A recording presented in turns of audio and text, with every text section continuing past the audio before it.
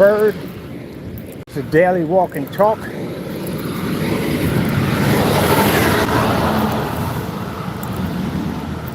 Got to be out and about to take care of some business real quick. As usual, get some exercise in because that's what we do.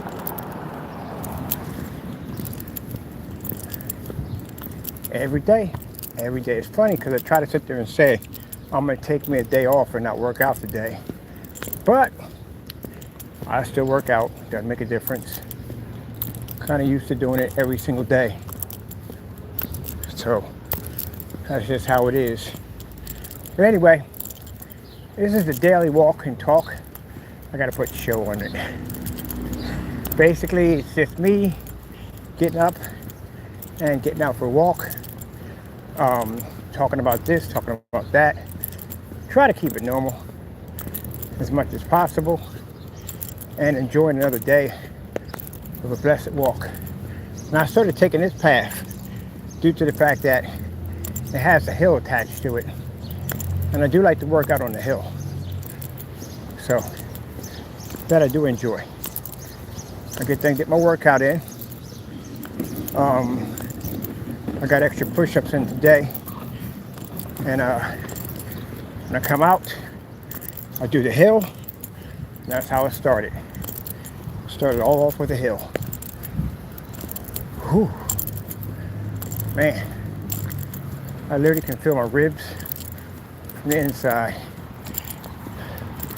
Those freaking push-ups is no joke. I like doing the verticals. Your legs got to be up in the air. More pressure to your chest. All right. So we really start the walk with the hill. Wow. So, come on. Left to right, pick a side. Jeez. So it's this wide.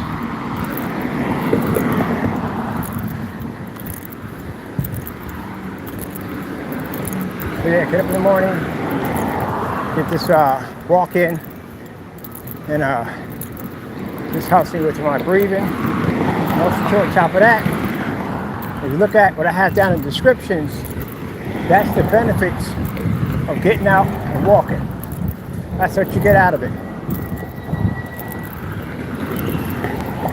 That gives you an idea of what it does for your body. Mind you, your body's an investment. What you put into it is what you're going to get out of it when you get older.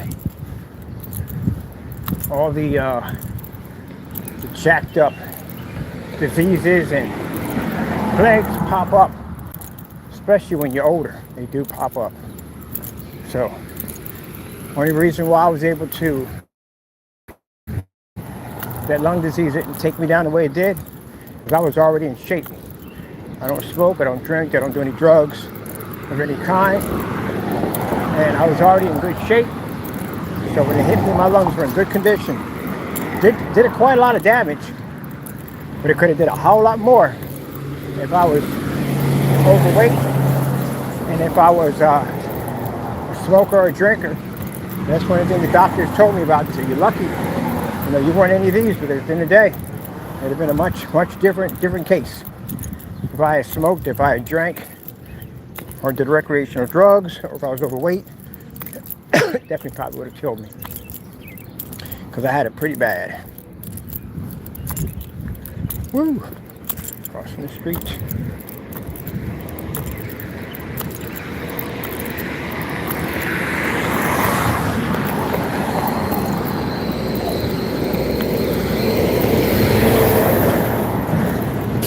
Two things I want to get off my list. I want to do the San Francisco again. Not today. Oh, heck no. I want to do the San Francisco, but I'm waiting for my other stuff to come in. I got my watch coming through, and I got my boots. I bought these hikers for hiking boots. Man, these things are beautiful. I got them coming in. Since I'm going to be doing this every day, might as well put the money in for the good stuff. So that's what I did. And I can start monitoring how many steps I do a day and put a nice little chart up there. try to beat that goal every day.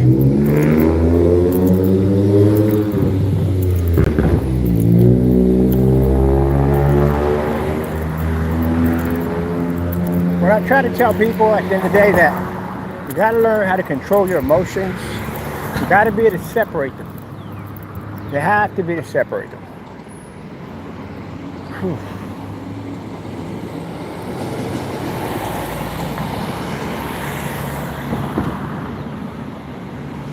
Now, some people felt, I always cross this light literally when the light's about to turn.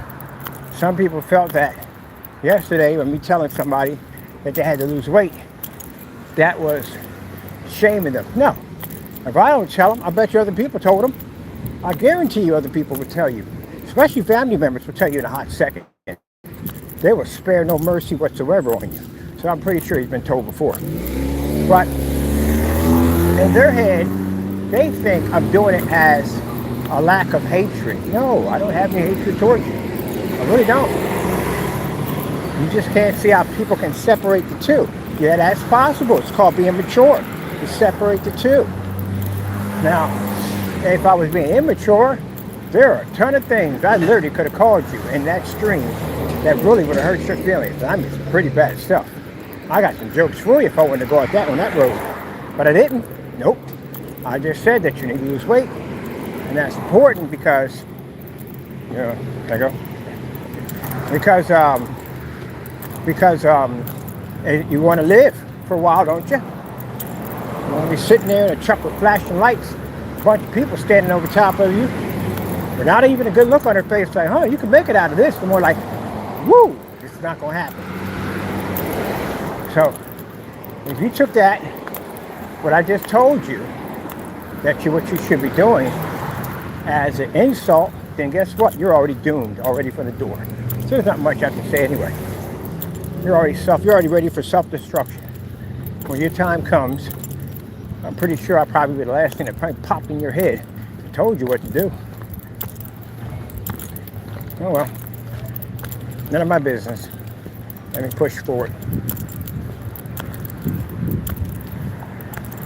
We got a nice day today in Allentown.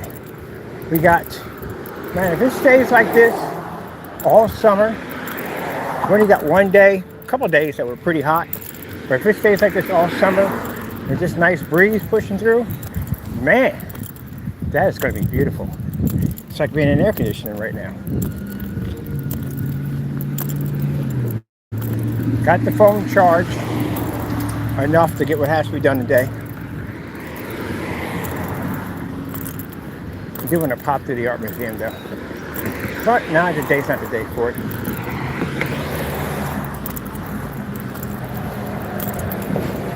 Today I just want to concentrate on getting a nice long walk in. Last 2 days, I had to keep them short because I had to stay close to the shop to get my packages. So I felt like I didn't get everything in. Shortchanged myself. That's what I felt like.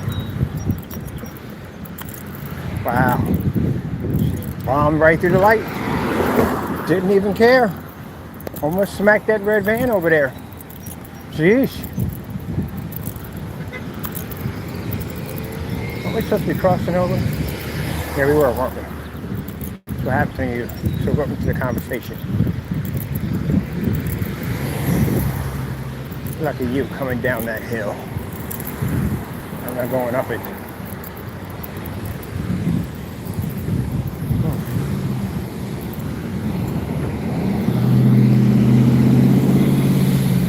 So I think at this time, instead of going this way, we're going to walk down this way.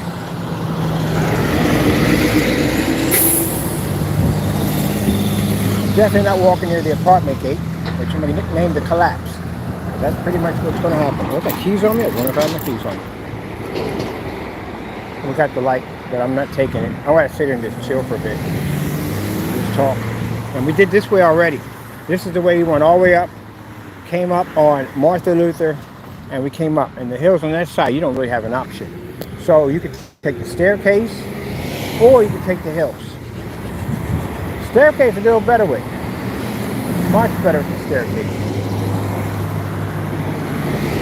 Last time it was like, oh, I had no idea. I couldn't figure out what was going on. Like literally, it wasn't the fact that I couldn't catch my breath. My breathing just kept going over. It was rapidly. It wasn't slowing down. That's the part that got me on the stairs. But now I'm not even calibrating anymore. That's not even happening. I'm not even calibrating. So I wonder if I'm ready for the San Francisco. That will be next.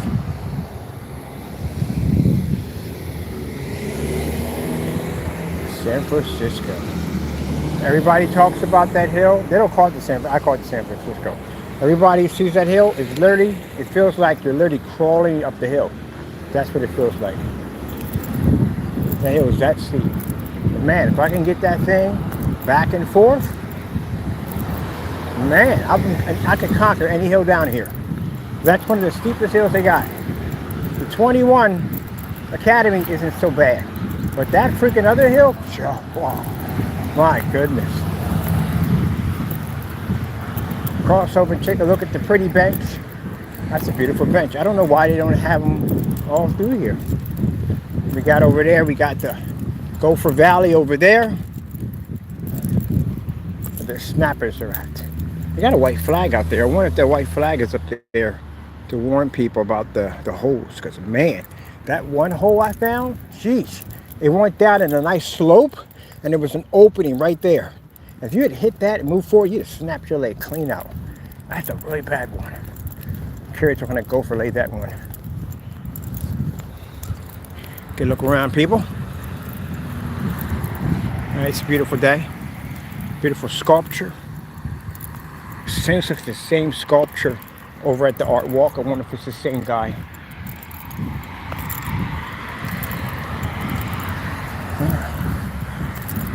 Take a different way.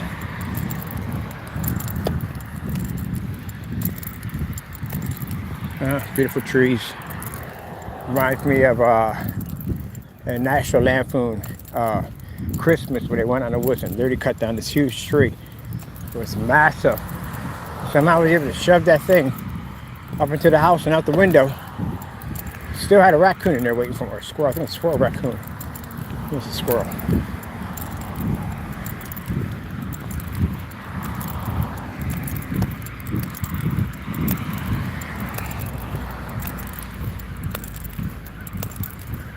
Yep.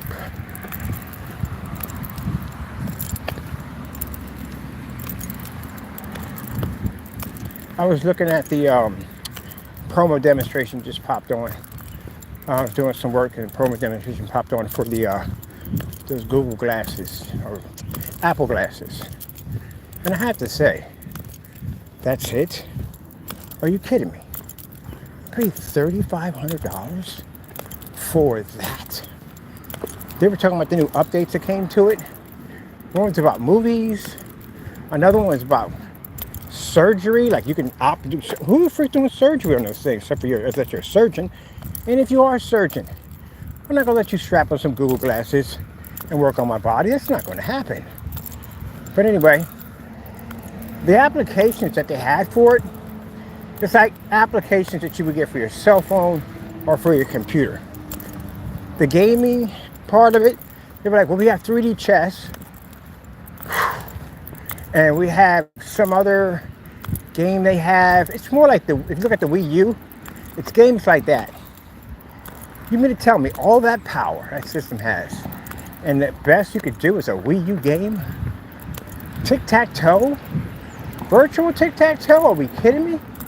And then the rest of it's basically like more like spreadsheet and applications and stuff like that.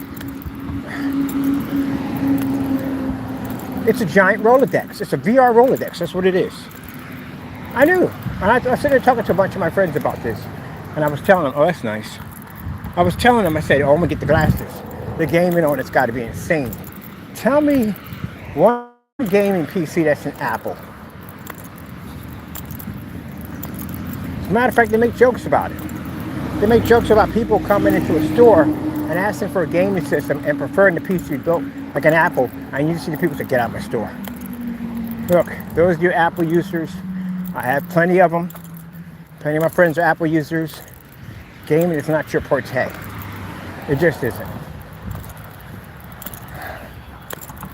Let's say 100% of the hardware that's designed for designing PC games is not for you. It's not made for you. No graphic cards for you. None of that stuff. You have your own operating system at that. So, no, I don't see spending $3,500 for a pair of glasses to do tasks on. No, I don't see it. And the thing about it I find kind of funny is that the people, I'm not trying to put anyone down, but the people I know who have them, they're not exactly gamers. They're not. Because a hardcore gamer would be turned off by those glasses. There's no real games for it. There's nothing at all. But a person who really doesn't game all that much, I couldn't even say casual gamer. I'd say extremely light casual gamer. You would be entertained by that. Like if you had the Oculus, and I did have the first ones that came out. If you had the Oculus, you know exactly what I'm talking about by the very light casual gamer. They don't really play that much. And they find anything in the game amazing. Well, a person's been gaming for a long time. We're not like that. We're really finicky and picky about the games that we play. Even when it comes down to, most importantly, the physics of the game. Because you're like, man, that's not possible. You know? No bullet holes. You shoot a card, no bullet holes. They disappear. One of the things I hate about games that have poor physics, and it's going to sound kind of twisted to you, but if I'm in a zombie raid and I'm leveling zombies, I would like it if the bodies stay there and not disappear or not turn into bullets. I've seen that one too many times, because that's not even physical possible. But if you're going to play a game, you want it to be as realistic as possible. So, a game like bowling, VR bowling, they freaking love it. Oh my goodness, did you see the VR bowling? I'd be in big screen mode, listening to it. You see the bowling? It's freaking amazing. I can grab it, I can throw it. Yeah. Me on the other hand, I'm like, where's the Call of Duty, the Resident Evil, where's all the good, heavy, hardcore games? There's nothing in here at all, period. I gotta take a data. Other than that, most of the time, I spent most of my time in there on YouTube doing roller coasters with a bunch of my friends in VR and some underwater exploring, jumping out of planes and all that stuff. They had some kind of virtual art that you can actually walk into the paintings. I thought that was actually freaking cool. But as for the gaming wise, no. No. Now the new system has license titles attached to it. They got that VR Mario on it, so you can tell they picked up. Got better licensing. But whew, it's a big bug. But as for the Apple, no. I'm good. That's not for me. You could do multitask. You could do word sheet and pie charts. And if you're in for gaming, and I watched the promo on it, a bunch of people sitting inside of a plane, if you saw it already, jumping out, and the guy talks about the new VR updates for the Vision On, or what do you call it? And they're talking about, and if you're into gaming, we have VR chess. Oh, gee whiz. That's interesting. VR chess, wow. I mean, if you're a chess player, that's all great and all. Majority of gamers are not. Looking for something hardcore to play. Okay, so took the other way around. Still got to hit this hill, so we're good to go.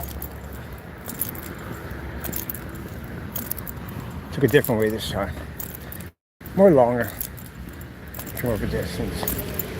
Gotta have these things out everywhere. I already see some houses at the bottom of a hill.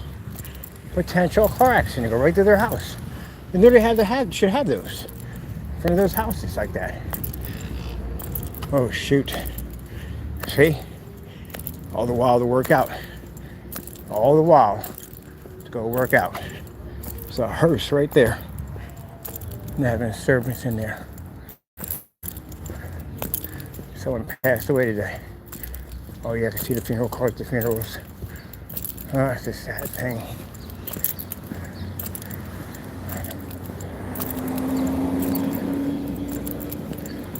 I don't like seeing the funeral in the caskets, none of that. That means that's a person that's no longer among his loved ones anymore, or he or she. But no, that's the point right there. You don't work out, you don't take care of yourself. Now, I don't know what this situation could have been, I don't know. Can't say that. But if you don't, you will end up in one of those. And no second chances when you're in that. Nope. Now, I explained to you that I had two of my friends. Three of them died from being overweight. And they just kept eating and eating. One of them, I was close to in a way where we talked from time to time. Oh, it's just funny. That's the gated community that has to open to the back. Yeah, that's all peaches and cream. But anyway, I had one of them I knew from associated to a friend of mine. So my friend, that was going to be his stepfather. And he was big, he was a big guy. About 500 pounds maybe. She was big too. She was about 400, they were both big. And ate like that for years. It's just crazy how they were together for 15 years. 15 years. They were together, nothing happened at all. The day he got married, he didn't wake up the next day. Those are the ones that, I hate to put it that way, you don't have a second chance. Your second chance is already taken. Even on that day when he got married and I shook his hand, there was nothing that was going to change that day at all. That's what you have to look at it.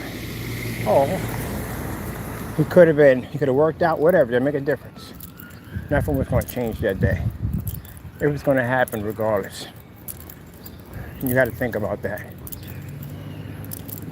What could he have done that day to allow him to live the next day, to wake up the next day? What could he have done? It was already set to go. Whatever was going on in his system, whatever triggered that day, it was already set in motion to happen. Sad thing about it is he never knew it was going to happen. He went to sleep that night and then wake up.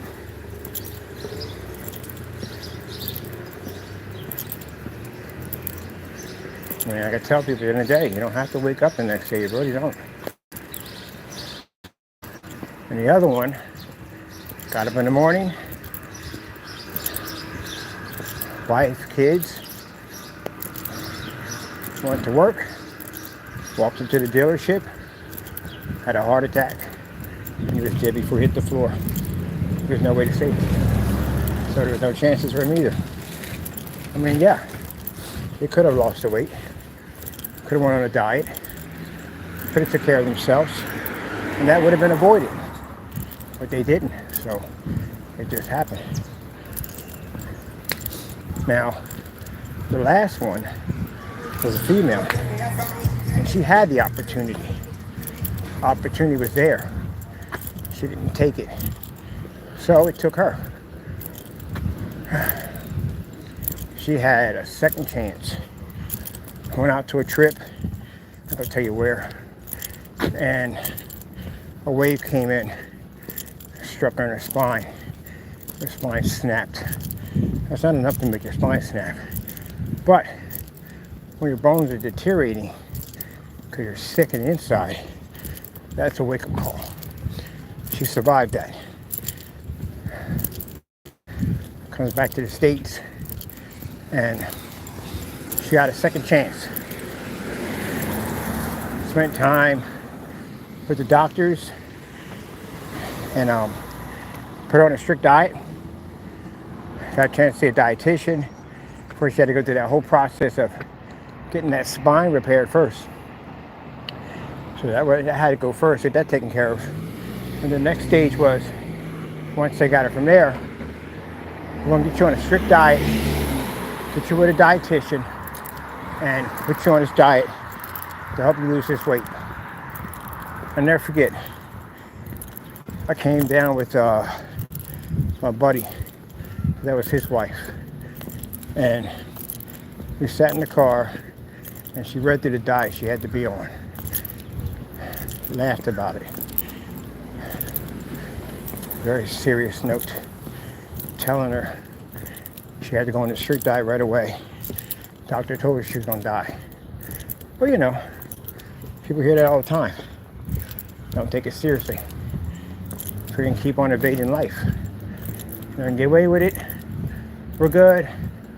I've been doing this all this time. Nothing has happened to me yet. They took that note, crumbled it up, threw it out the window. I watched it hit the ground. I just not gonna be good. I knew it. I'm looking at my best friend, and now he didn't even scold her. He didn't yell at her. He didn't force her to go out there and he didn't get the note himself. He didn't do anything. So now it's his fault too. He has to live with that guilt for the rest of his life. It changed that whole entire situation. If he had put his foot down. Did we calibrate yet? No. That's good. So he could have put his foot down. He could say, look, I want you to be with me for the rest of my life. I need you to get on this diet. I need you to get your act together. Could have made an ultimatum to leave or something. Nope. Sat in the car, laughed at the rest of them. Got right on the phone. Started ordering Chinese food and pizza and fried chicken and all this stuff. Because while she was in there, mind you, can't have any of that stuff while you're in there at all, period. You got on a strict diet when she's in there. She was starving for junk food. So, yep, ate all that food. 2 days later, she didn't wake up. Yep. 2 days later, she didn't wake up. Called me up. My phone's going off like crazy. I'm trying to figure what's going on. The contact tells me, he's crying on the phone, that she didn't wake up. Now it's interesting too because he was overweight too. He was really big too himself. He was big, she was big, they're both big.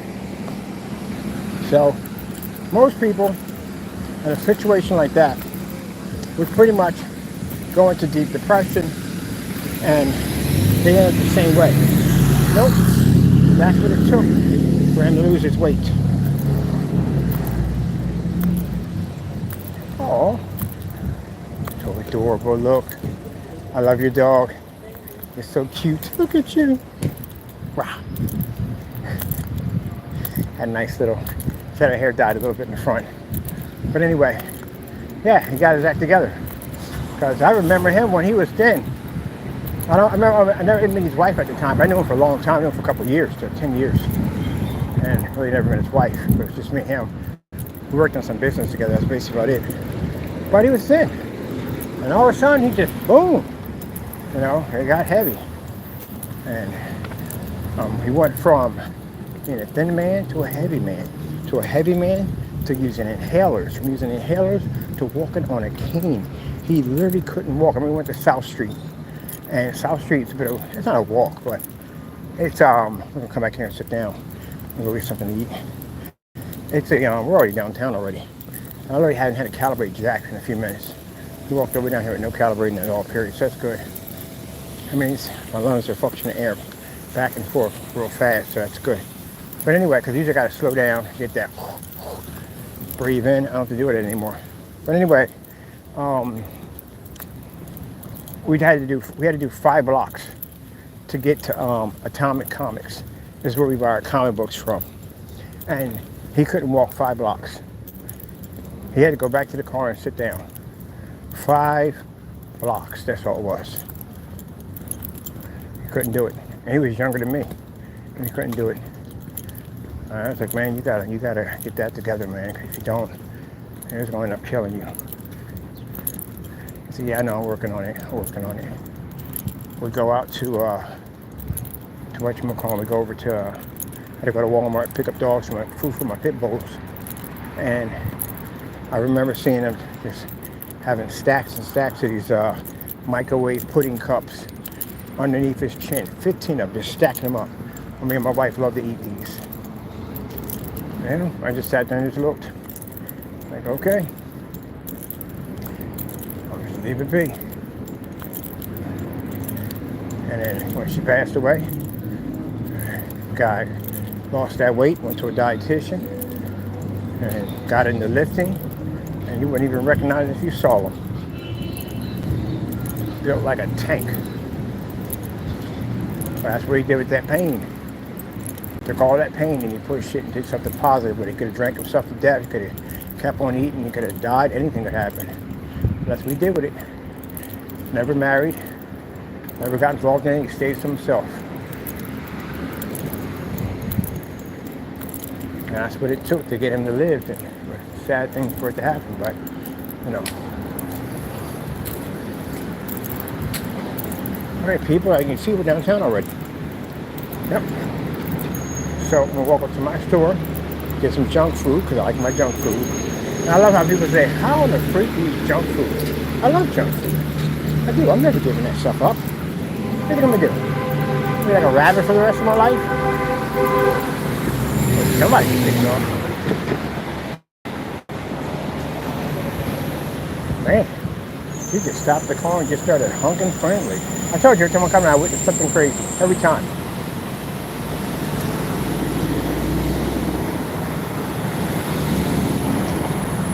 Nah, I figured a way how to still work out and eat. Not to eat whatever I want. I can't have fried foods every day. You can't do that. No, that's going to get the problem. But get it down to having fried foods once a month, soda once a month. But as for potato chips and cupcakes and all that stuff, yeah, I eat that.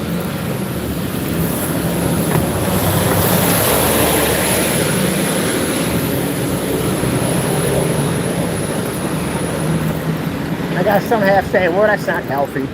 You can't do that. Yeah, but I'm in good shape. I'm good. It just works for me. That's pretty much it. With that fried food, eating that stuff, yeah, you can mess on clog an artery and wake up the next day. That's what's going to happen to you. You don't keep eating that stuff.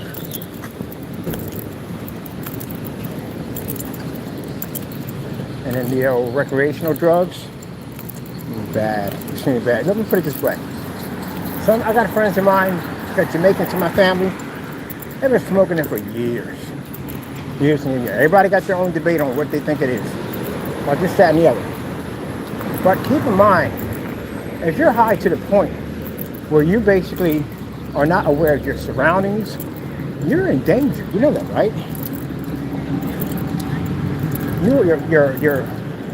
Your focus is off. Your timing's off. Everything's off. You are a target. You become a target. I mean, I can see if you did it at home. Yeah. All right, you're at home, okay? You're around family and all. That's more safe. But out here, are you crazy?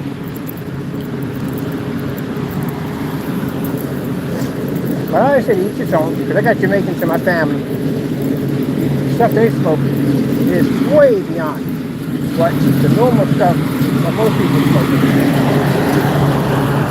I guess because they got the real deal. Surveys. We don't do surveys.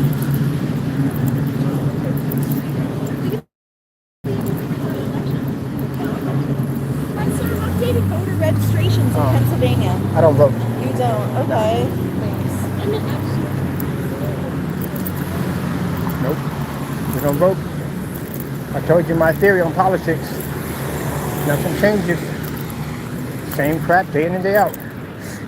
Same crap day in and day out. That's what it is.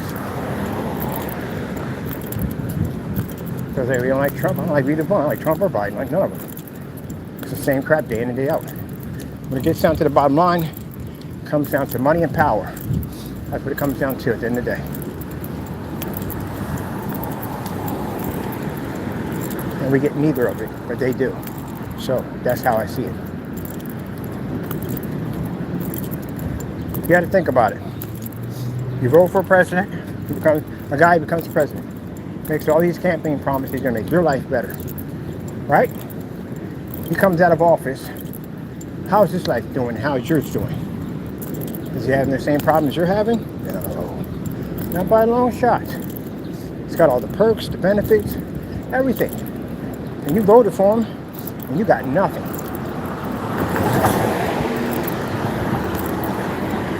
Because once they get up in there, even if say if they are 100%, say they're 100% good, ain't much they can do. What are they going to do?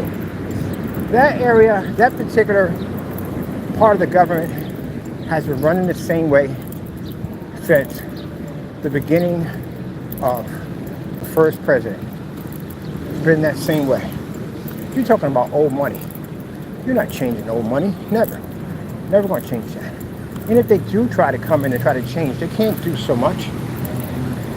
They'll let them get a few things, a few bones, and that's it. If that was the case, so much would have changed by now. They give them a few bones, and that's it. But you're not draining no swamp. That's not going to happen.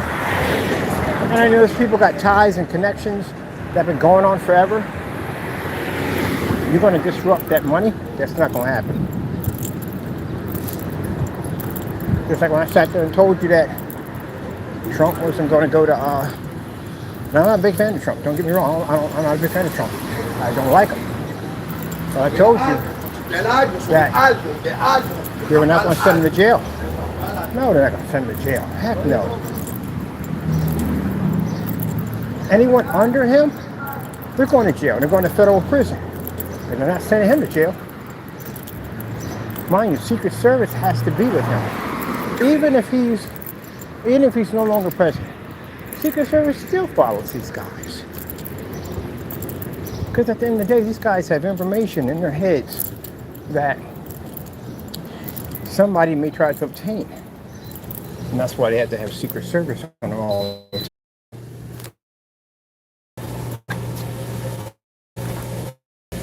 Gotta be some sort of connection in here. Take little drinks. Little tiny drinks.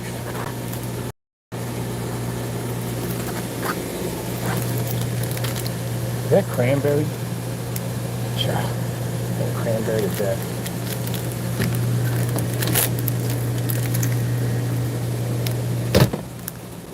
Man, why not sweet? Hey, Chief. Hi, Mr. How are you? I'm doing FaceTime with somebody. Sorry about that.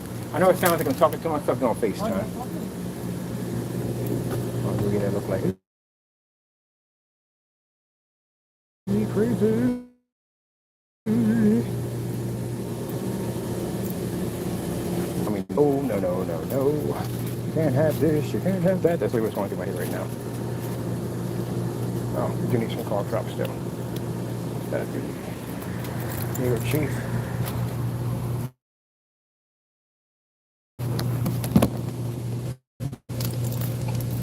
Okay, bud. Yeah, use this right here.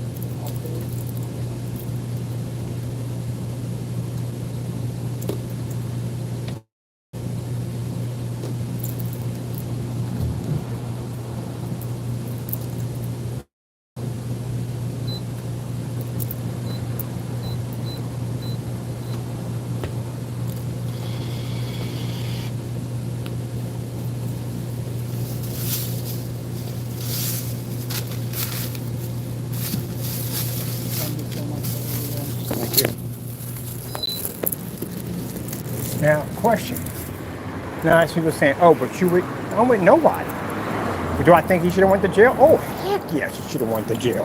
He definitely should have went to jail. He should have went to jail the first time he got caught doing all the other stuff. He should have went to jail. If that was any one of us, we would have been in jail a long time ago. Come on.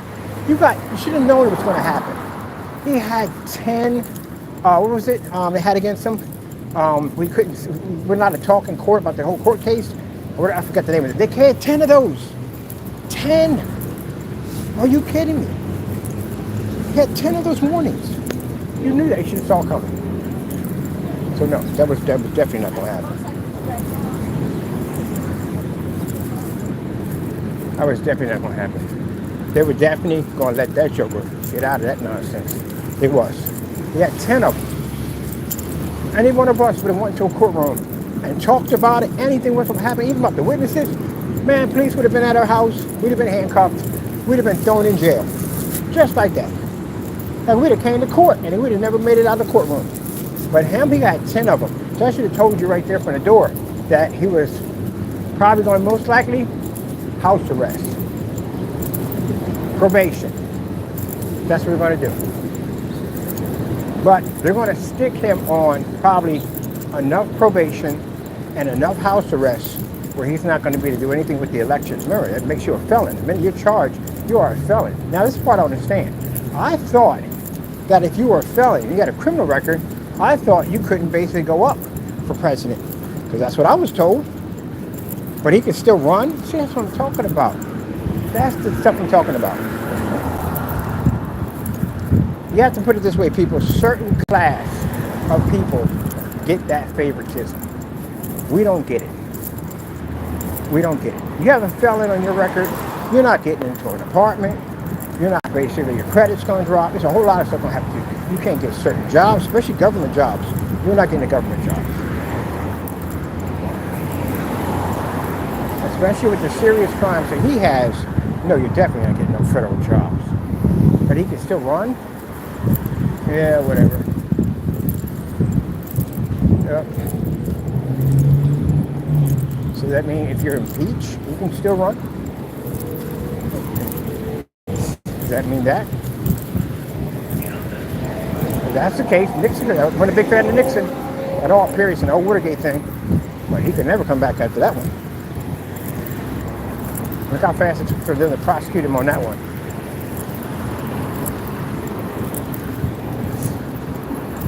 Now they're all crooked. I don't basically vote for any of them. They're all crooked, every single one of them.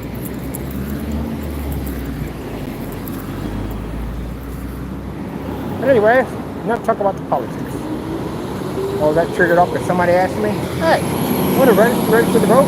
Yeah, I'm good.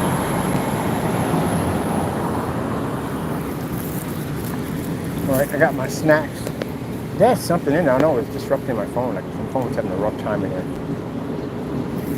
So I'm gonna go over to the park. I got something light. Didn't really want nothing sweet. Anything like that.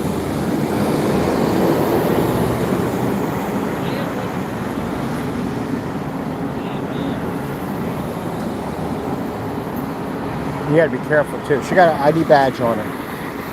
There's an ID badge on it, but you have to be careful because you know you can make ID badges.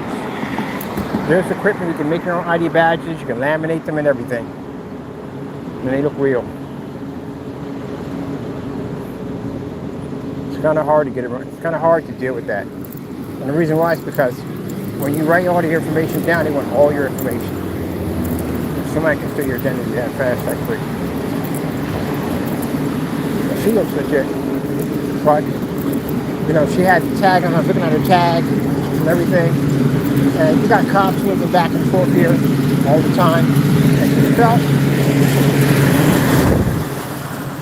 that there's a possibility that an officer might stop and ask her questions. She would have started walking up the street, and she did. But I've seen some people come out and they'll be around North Philadelphia with a clipboard and something they printed up online. Ask me, did you vote? Or you register those, they can get all your information and take your identity. I've seen that crap already before.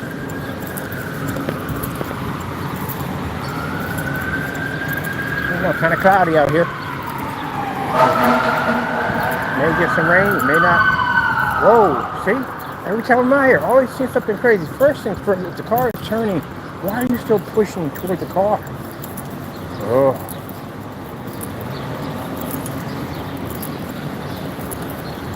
You people who drive, I don't know how the freak you do it. I really don't. No wonder you're constantly screaming out the window. I would be too.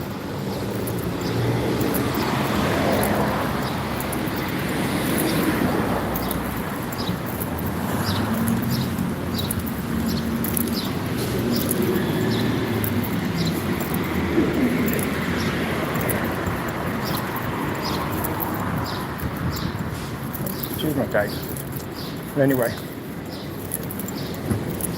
No, people, I don't date sticks. I don't. Not into stick women. It's not my thing. But I do date, basically, women of aggression. I do. Prison guards, body hunters, police officers. Dated a couple police officers.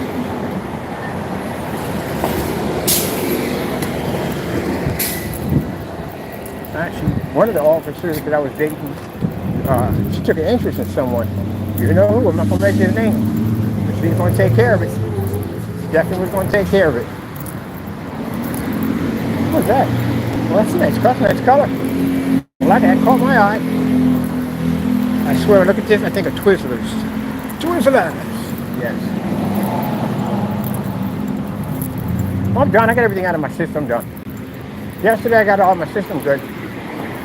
I already know what I want to do. Got my plans, what I'm going to do, what I'm going to set up, where I'm going to go. I got my final license in. Ooh, that's another thing, too. The license. Do you have a license to operate in your city or in your state? I can find your license. Yep, if you don't have a license, you're operating, especially as a brick and mortar, man, you're looking at some serious trouble, man. Can't do that. Got to get that paperwork. Yep. The active thing about that is, if you are online, you don't need the license, but you got to be online only. But if you're selling out here, then you have to have a license in your state. But here's where it gets messed up for him. He registered as a brick and mortar, which means he's no longer considered to be e-commerce. They have it down on record that he's brick and mortar. So with that being the case, they're going to automatically accuse him of selling not online. That's what they're going to accuse him of. And they're going to ask for a lot of documents, including tax documents, because you got to register brick and mortar. I didn't even realize that. So I applied for one of my first licenses, and they're telling me about that. So when you put down your business, you put down your e-commerce business, not brick and mortar. And they do a whole lot of crap. And they really going to dig. They're going to dig into everything. So you know. So now since I went through when I did the EIN number, and I made a mistake by putting myself down as an employer, they called me in right away. Right away. I got the letter came in from the IRS. I was like, what the freak? What the heck did I do? I had to go and I sat before in front of a panel of 6 people. I was on the other end of the desk. They were on the other end, long desk. And I was at the other end. And they were, one guy was just talking to me. The rest of them were just sitting there just looking at me. I guess they were there for intimidation. I don't know. It worked. So I'm trying to figure out what the freak I did. And the guy was like, yeah, so every time you send back your booklets, they read all 0. I said, because I wasn't making anything. So you mean to tell me you had this license for how long? I had it for about a year so far. And you haven't made anything at all? I said, no, I haven't made anything at all. I said, I'm not using it for that. Mr. Bird, what are you using it for? I'm using it for to buy things wholesale.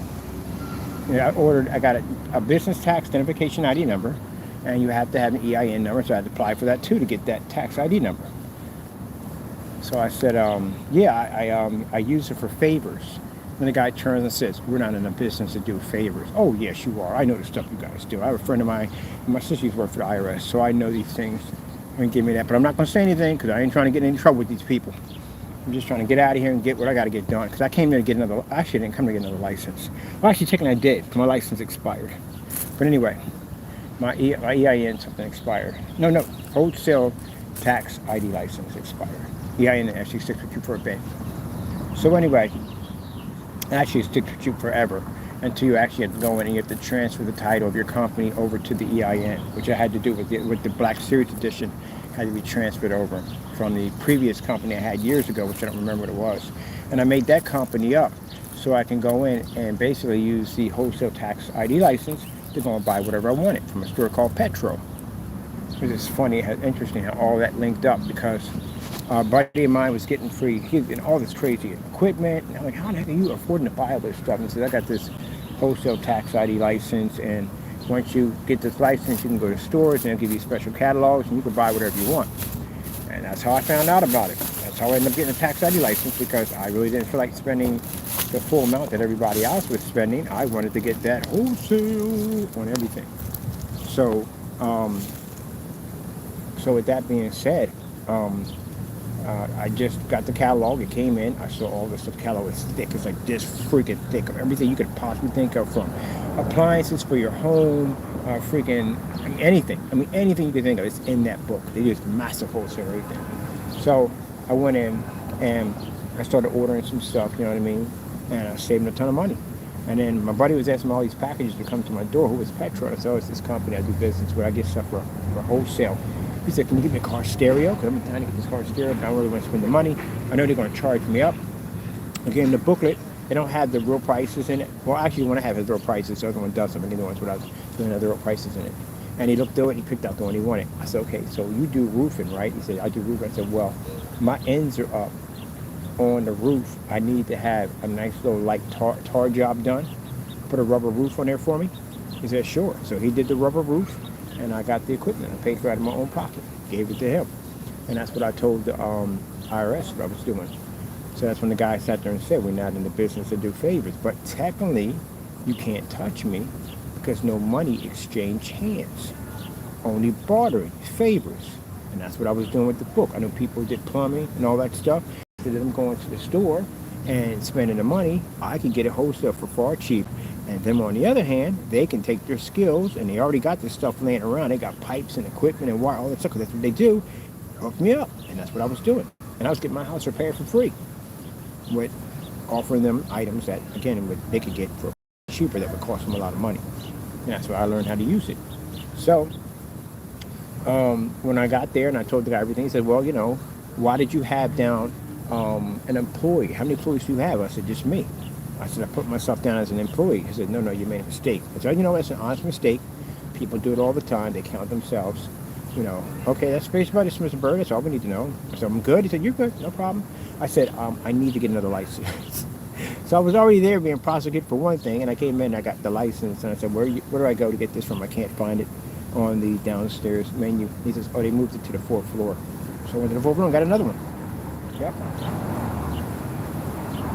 You got to know your rights at the end of the day, but do not lie on your documents. Can you imagine if I went in and I lied on that document and I said, oh, I got like 5 employees. You have any idea how hard it would have been to explain that I had 5 employees? The fact that I put down 1 is a basic mistake that people do. They count themselves. You're not supposed to count yourself. So, yeah. Now we have to try to figure a way how to explain the other 4 or the difference in 5. That's why you don't lie on documents.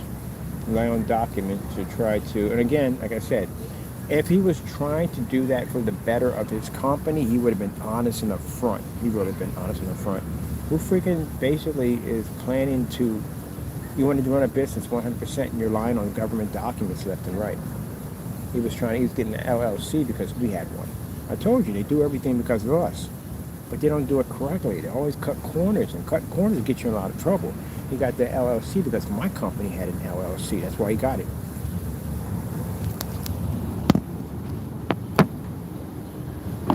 He just didn't count on the statement due date. That's what he didn't count on.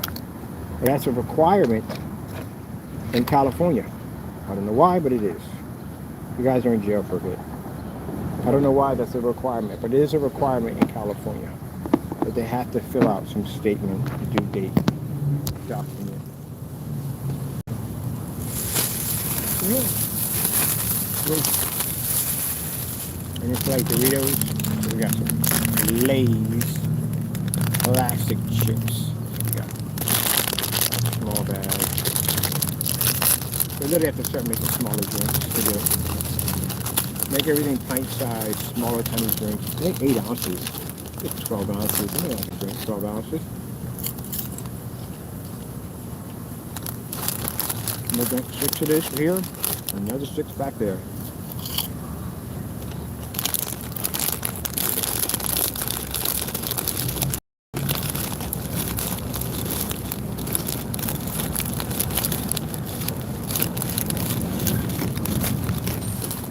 I'm happy The new technology is doing well.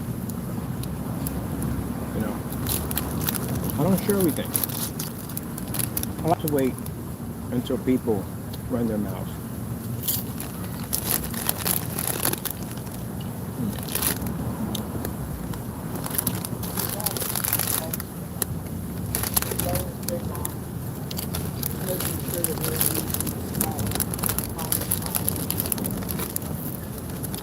So when people sit back and run their mouths and figure they got us figured out, and they come out and surprise you.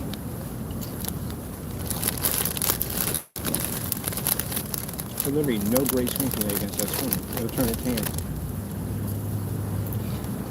Isn't that interesting?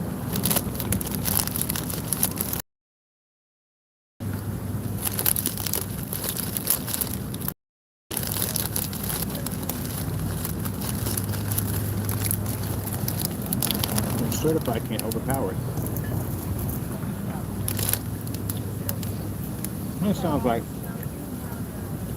a bit of a riddle. Like, return the gray screen and a certified can't overpower it. What? Oh, technology. You didn't see that one coming, did you? You didn't see that one coming. He thought at the end of the day that her product was black. No idea where he got that from.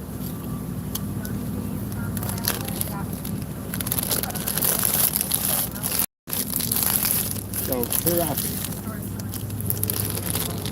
Since the screen doesn't match a black screen, what the heck do you have up in your demonstration?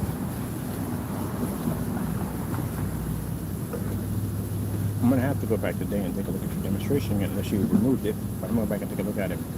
What screen do you have up there? Because our dark silver is not it's not black. So what do you have up there?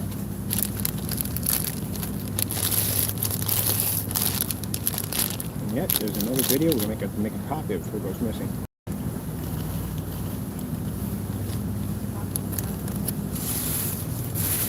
It was definitely going to go missing. Definitely right there.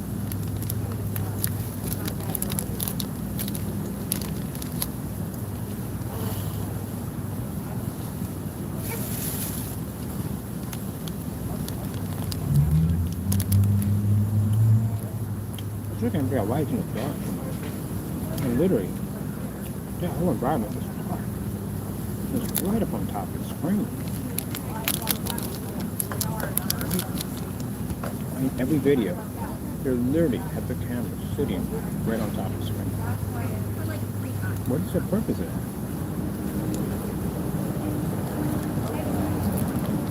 Can't even see the entire environment.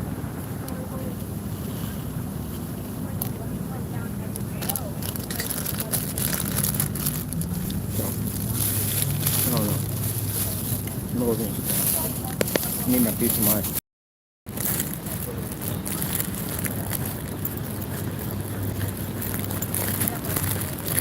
I hate it when people get too close to me.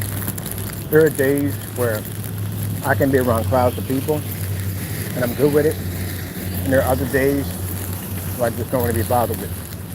And the days that I don't want to be bothered with.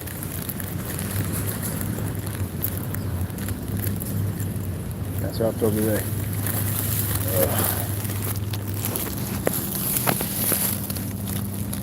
Matter of fact, I think I'll put you guys, I sit this way. So I like to feel if anything's going to come up behind me, I'm good. But anyway, you can look at my drink. My drink. Yeah. But it's nothing new. He's done it before. We had a screen paint called a Phantom Gamer. And he did some video claiming that he had this product. Again, another black screen as before. And the Phantoms are actually kind of like a cosmic, kind of like a purplish black. That's what they were. So, again, deleted video off his account, another set of embarrassments for him. So if you have the same thing we got, I should be seeing a demonstration today of your product going versus the certified screens, right? But you don't have it. So you don't even own the certified screens at that. So, no, that's not going to happen. soon as my halo system gets here, I can basically build my halo system around my screen, because that's what I want to design. That little light we have up there, that's nothing. It's not doing any real thing at the end of the day. Some people find it impressive at some of the form sites, but it's not what we're working on. I'm doing a halo system that wraps around the screen. That's what we're putting in. Some people walking around.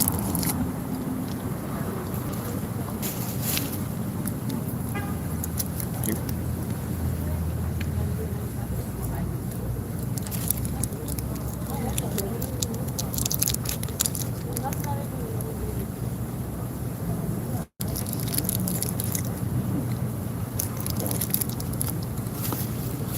Can't wait to get that thing built.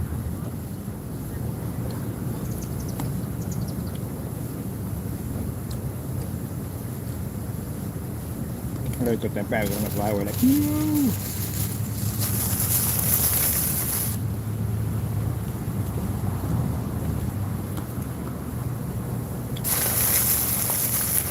nice couple out the park. You can see them way over there in the park. They're having their get together. That's cute. I don't know if you can see it from here or not, but it's cute.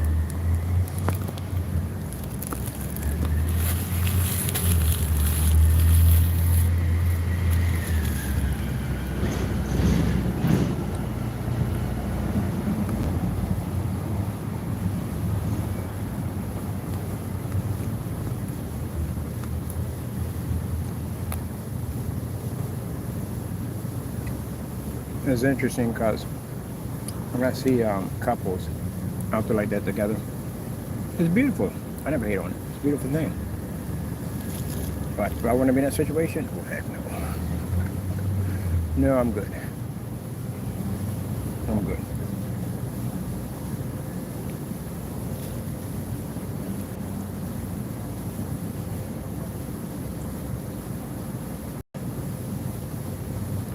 And everything is peaches and creams. The arguments, the fights, the blah, blah, blah. It's just that, yeah, I'm not going through that crap. It doesn't outweigh, it's too much stress. I mean, when you're young, you'll do it over and over again. That's what you'll do. You'll take that abuse over and over again. When you get older and you realize at the end of the day that that's all pretty much, nothing but arguments and headaches, you really start outweighing it and start thinking at the end of the day it's not worth it. That having your own peace of mind and freedom is worth more, a lot more. That's right. If you meet people who've been divorced, been through real bad divorces, they're like, no, I'm good. You have no idea. I'm glad I didn't have to go through a divorce. Boy, I'm glad I haven't gone through a divorce. I went through 5-year separation, but I never went through a divorce. I couldn't even imagine that at the end of the day. I couldn't imagine it. Especially if you were the one who basically brought everything to the table and that person did it, and they get literally half of everything you made. They can take that from you. And it's interesting because it's very rare that the judge finds in favor of the man. Very rare.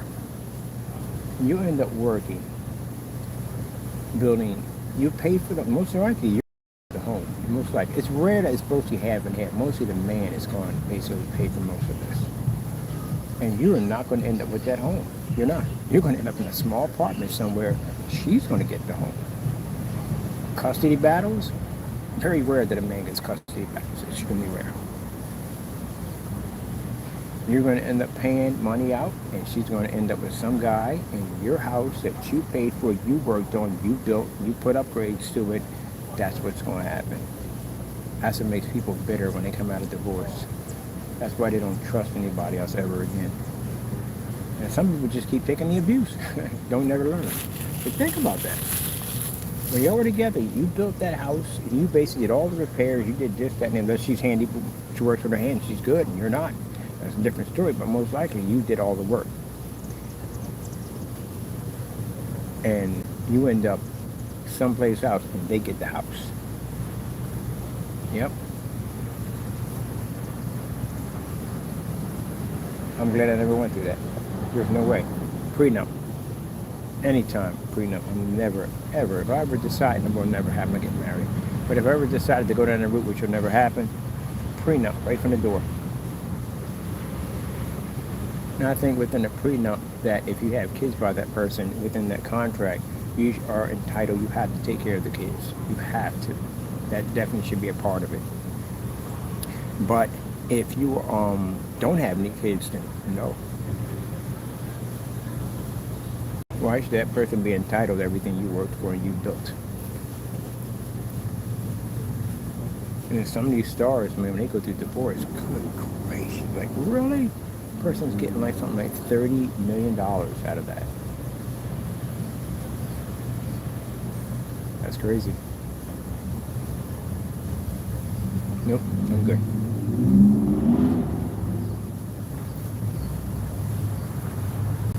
What the freak are they building over there? Somebody's building something crazy now. What's going on over there? Let's zoom it real quick. Yeah, they're building something over there. They might be digging for gold. You never know. You ever seen National Treasure? Someone could have found the map out there and said, you know what? I'm gonna go. This it's right by. Look, it's literally right by the courthouse. All we have to do is just come out here, look like a construction crew. No one will ask questions. But as they're out there, I got a vivid imagination, so just understand me. As they're out there digging right now, this guy comes out from the building trying to ask them where their paperwork is at. Because he's the only person that's dressed like he's wearing the freaking, dress pants and a dress shirt. But the rest of them are, they're digging, they're doing the work and all. So it could be that. It could be asking questions. Like, where's your paperwork? Where's your credentials? And they're not listening to them. They're trying to get that treasure. Or it could be that this guy with the suit on and everything, he's just one of those weekend warriors, one that has a garage with tools he never uses. They're brand new, never been used. Walks around with a tool belt, really doesn't fix anything. Calls himself putting one screw in the wall for a painting, and all of a sudden he's considered to be the Home Depot of 2024, and he's just out there curious, watching real men actually do real work, and he's just, trying to talk the breeze like, he's a part of their clan too. I swear, it's either one or the other. But no, they got paperwork to be there, because right now officers just walk through. He's just out there, talking to them about how he works on stuff. Like the other day, I made a lazy Susan. Yeah, all by myself. And I put up a birdhouse. That's right. Those are the kind of people that would literally walk outside with a tool belt just to put up a picture or to hang a freaking birdhouse. Yeah. Who was it like that? What's it called? His name, The Cosby Show. He was known for that, walking around with a tool belt on. Every time someone would come down to fix something in the house, he'd walk around with a tool belt. I'm like, yeah, I do my own repairs and all that stuff. All right, I'm not gonna go far. I'm probably gonna come back. I'm gonna just right here. I don't know. Somebody will take it. I don't know. It's my juice. But I definitely wanted to go over here, but I don't think the exhibit's gonna be open today, so I don't know.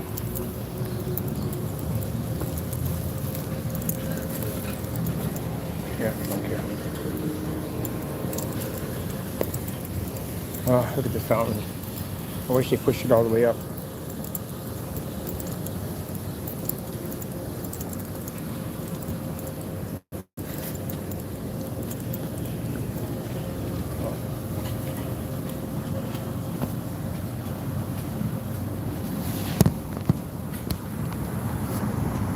Try right here. Sorry it's not an exciting moment, people. I'm sorry. I came out here to chill today. Came out here to walk down here and chill, relax, and come back. I still got to go pick up tape because I got to put the, still find that Velcro. I forget I put that Velcro. I really don't know where I put this stuff at. But I got to go back and I have to do a demonstration against the $6,000 screen because I do those demonstrations for here and I do them over on Facebook. I do them on our forum site, so I got the places to upload our stuff at. And I've got my new pictures, which I'm going to load onto my website. And I'm still updating the other product, the FLE, was it Premium Plus? We're still updating the specification sheets for that. So yeah, just come out here just to relax.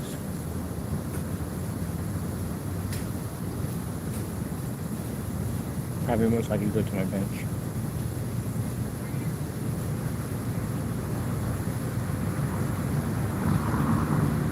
And you're sitting here resting on my juice that I haven't opened up and I haven't drunk yet. because I'm not thirsty. That's why they need to make the smaller ones. Instead of making them at 12 ounces, it's way too much. I can drink 12 ounces of juice. I'm not even thirsty right now, but still, you know, if I'm going to have something to drink on my chips or something, 8 ounces is more than enough. We don't make 8-ounce containers.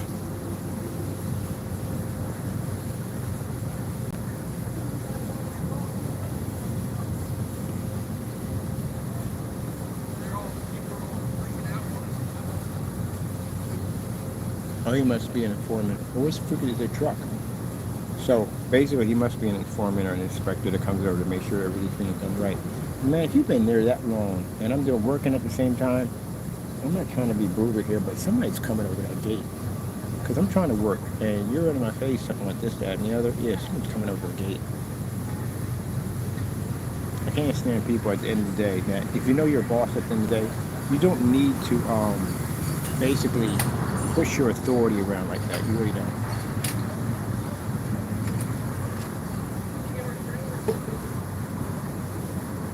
Yeah, see this guy was this. Well, he has documents in his hands now, so you don't have to be that long.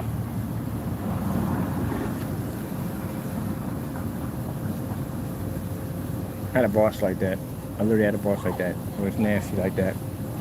Because they knew they were higher up, they would go in and boss and do whatever they want to do, show you how to do this, how to do that. You know what I mean? Went to school, graduated for it, and you're gonna lean over the top of my shoulder and tell me how to do stuff. And I've been there like already about 6 months. I think I should know the system by now. But you want to act like you're a boss at the end of the day. Well, guess what? There's a thing called parking lot. There's a thing called after work. I'll catch you out there. Yep. I'm quitting my job today, and you're definitely gonna get it. Yeah, we're definitely gonna have that meeting outside. But all that's not even necessary. It's not necessary. You can be polite about it and say, hey, look, I feel that this way is a good way, but hey, if your way works better, then knock yourself out. I had bosses like that, which was so freaking cool. Then you get those particular jerks at the end of the day that know that if you need a job or if you sober at the end of the day, no, I'm good.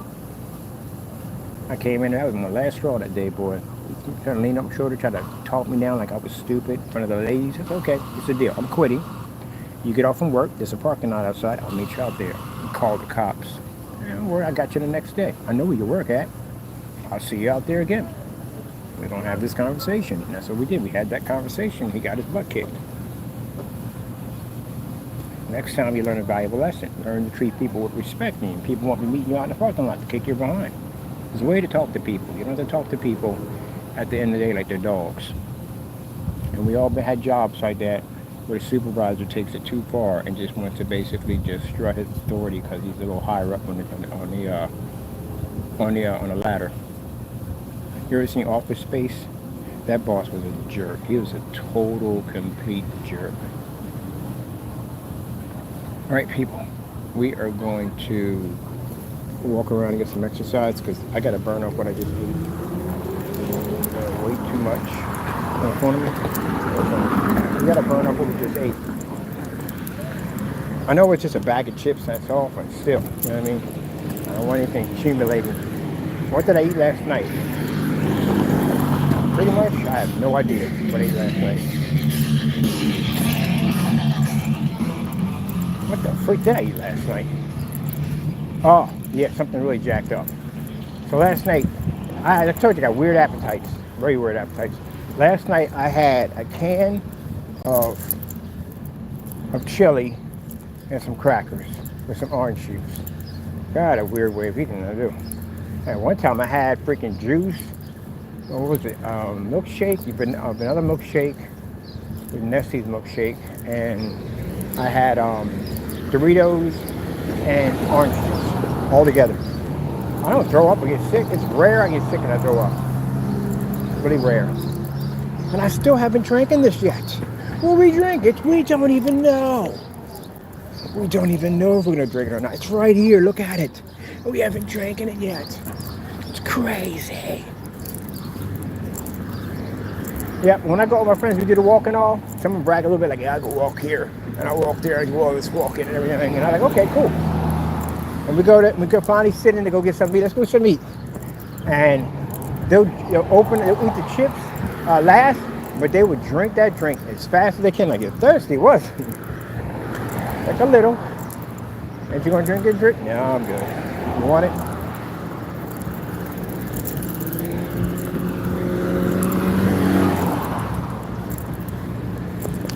So what I want to do is I want to come down this hill and then come back around and walk up this way where the museum is at.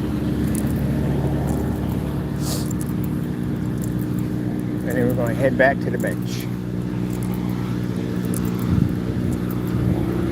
And no more walk. A little exercise every day.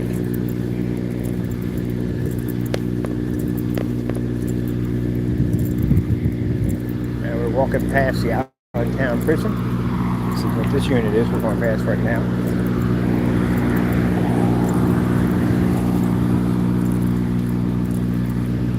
Did you ever have a prison break? I have no idea. I haven't seen one since I've been here, to tell you the truth, honestly. No, we don't. I don't know.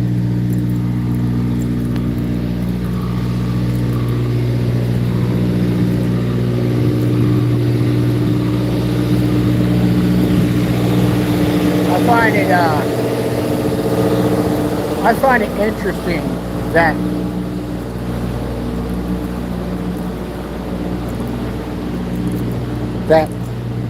if a person does break out and you go through a country area, you run a high risk of literally getting shot by somebody. Because everybody out there has firearms. Literally everybody does. I mean, yeah, the city definitely a lot of people have firearms, but out there they definitely have firearms. They hunt all the time. And that's the direction you want to go. And you know you cross the line, you know what's going to happen. Because you open and walk on someone's land. It's different from walking on someone's land and walking on someone's sidewalk. You're literally crossing the line right there. But yep.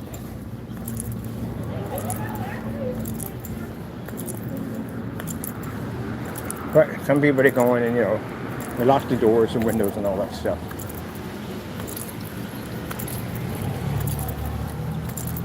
And you feel there. And then some people, on the other hand, who hunt, I'm gonna leave the door open. Just give me an excuse to use old Chester. Yeah. Depends on what you run up, what land you run up on.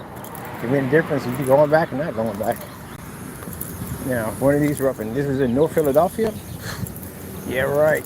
You got a better chance of just staying in there because everybody and just anybody's kind of happy. And yeah, you run the risk of getting popped anywhere you go. So, we got a loose criminal in the neighborhood. They're like, and where we live at? We had a criminal that's a dangerous criminal in North Philadelphia. I feel like you know where we're at right now. We're in freaking North Philadelphia. Yeah. Yeah, and multiply that times a million. And that's what you have. That same person just escaped. We got them all over the place. What are you talking about? Now, I'm saying everybody's a criminal. No, they're not. But you're going to bump into some bad people if you want. If you want bad people, you'll find them. It ain't hard. It really isn't. Wrong place, wrong time scenario. That ain't hard either. Done that one too many times to count. You got to pick your time when you leave out of the house, and you got to pick your time when you go to certain stores.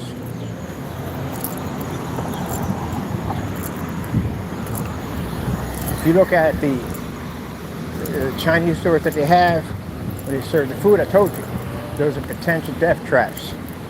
Because number one, you don't know what went off in that place before you got into it, and you don't know who's coming back to finish it once you're in it. All in all, you're in a bad place at a bad time. Mistaken identity? Yeah, I've done that. Had that happen to me multiple times. You'd be surprised. Wow. That just looks like natural, what's it called? Final destination waiting to happen. Cars, braces, you know, bam! Yeah. I remember I just came home from New York City with some friends. Just came from New York City. Going back to the hood. And I'm leaving out the car and I'm walking up toward the house. And I got thrown to the ground out of nowhere. I think I'm being jumped or somebody's got some beef with me. And it's not, it's undercover cop. Shot me to the ground. Put a shotgun right to my face and blow my head clean off. because I look like somebody that fits the description. Heard that too many times. And now my people, because he didn't realize where he's at, but you sitting in my neighborhood now. And now my people coming out, and they arguing with them. It's only 2 officers. That's it. And you're knee deep in my freaking neighborhood. So now the argument's breaking out. They don't back up, it's just them. And it's starting to get heated. I'm like, oh shoot. MJ was gonna be in some trouble. The wrong people come out at the wrong time and they don't care, you're gonna have some problems. So this was a woman called Glenda. She came in and she pretty much calmed everything down. But they didn't like the fact how they threw me to the ground. My food, everything. All that spilled all over the ground. And I wasn't even the person. The person they finally caught didn't look nothing like me. Not my weight, my skin color, nothing. But they almost got it. I ain't in it for basically seeing anybody get hurt, especially officers. Well, you should have thought a little bit more on that. I guess they thought that I wasn't connected out there, and I was connected. There's a lot of people around them. It's gonna get heated. So she went out there and she calmed it all down. When you go up in neighborhoods like that, it gets to the point that the neighborhood is the law at the end of the day. I hate to say it, but it is true. First thing you hear somebody say is, I don't see any backup. That means you're screwed. And they know they're screwed. They won't get here in time. And you got people like that in the neighborhood that don't care. And it'll happen that quick, that fast. You talking about the heart of New Philadelphia? Yeah. Oh, there's another one of those benches. Right over here.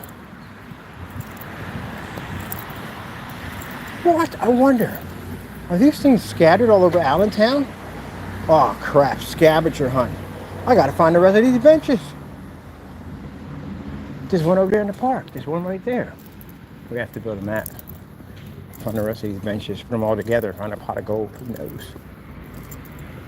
Oh.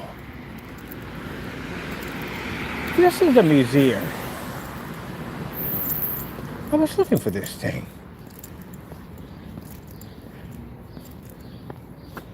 Huh. This is it right here. This is the building.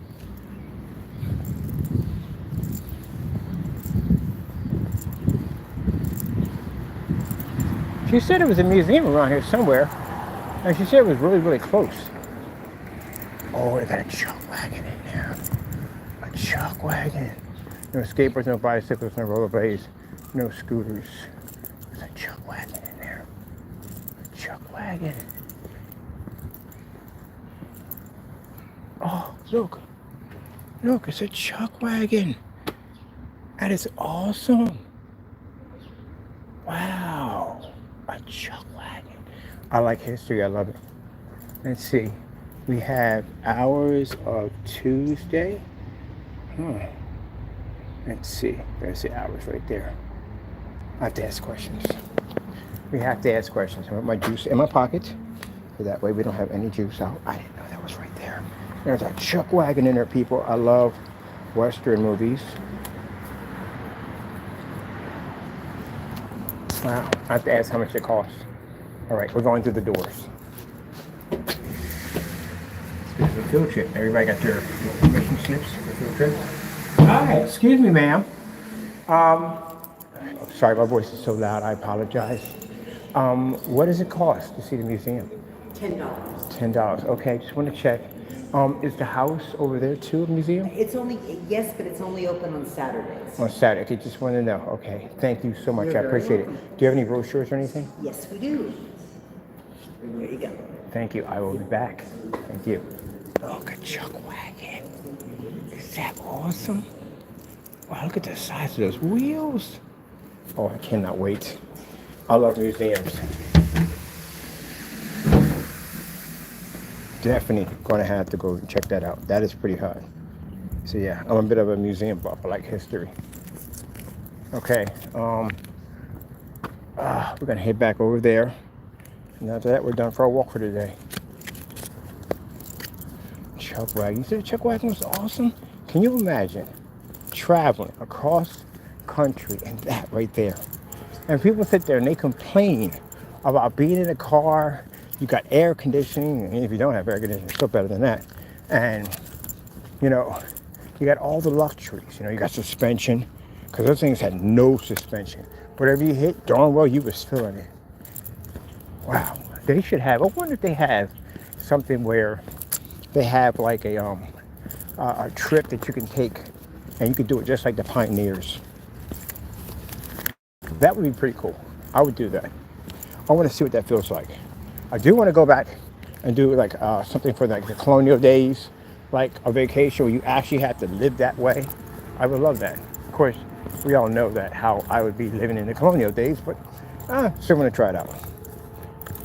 I told you, true. And I know people don't like to hear it, but it's true. You got to face it. Black people do not do well with time machines. Because we can't go back to certain eras. No, we cannot. We cannot go back to certain eras. I ain't going back to the George Washington era. That's not going to happen. What about the 50s? Nope. The 30s, the 20s? Nope. Nah, whatsoever. No. It makes you a little uncomfortable, and what you uncomfortable for? Did you do it? No. Then what you uncomfortable for? I used to talk about it sometimes with my friends that are Caucasian, and they get a little embarrassed about it. What are you embarrassed about? Did you do it? Oh, we didn't do it, right? Are you racist? Like, you're not. Aren't you friends with me, right? What the freak are you getting all embarrassed about? The freak? You don't know your ancestors. You know if it was your ancestors at the end of the day. You don't know that. And if you did have ancestors that did that, still, I mean, you're not a part of that. You're not that person. So if you're not that person, gee, I guess talk about that climbing the hill with heels on. Gee whiz, that's awesome. I couldn't do it. I couldn't do it if I was a woman. I'd be outside with flats on every day. But yeah, she must came from the funeral. That's what it was. But yeah, we're gonna walk them back around the same way. I don't want to go through here because they have the funeral over here. Well, it's over here. But that's what we're doing here. And I think we're just going to drink our juice when we get to this, what do you call it? The bench. That's what we're going to do. Head back to the bench. Just making sure everybody comes through. What I'm going to do. Okay.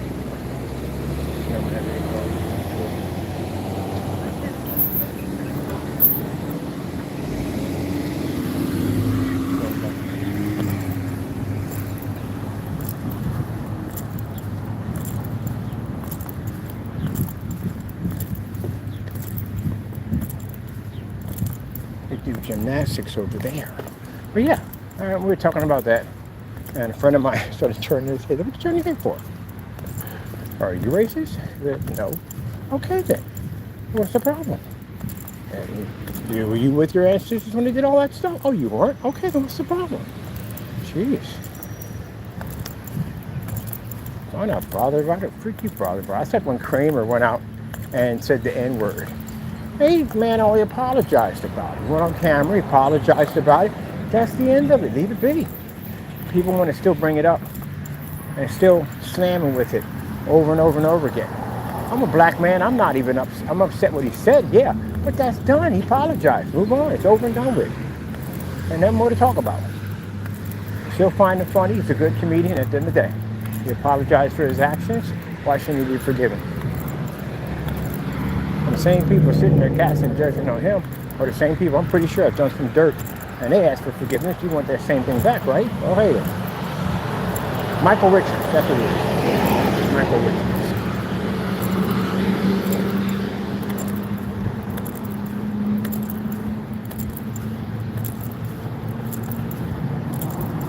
Do I think he's racist? I tell you, no, I don't. I don't believe in that at all, period. I think he lost his temper, and I think he said some things to try to hurt somebody that did do. And it was the wrong choice of words. And once he was in it, he couldn't get out of it, so he went all in. Because a lot of people said that. A lot of people know him said that. Even Dave Chappelle said, he's not racist.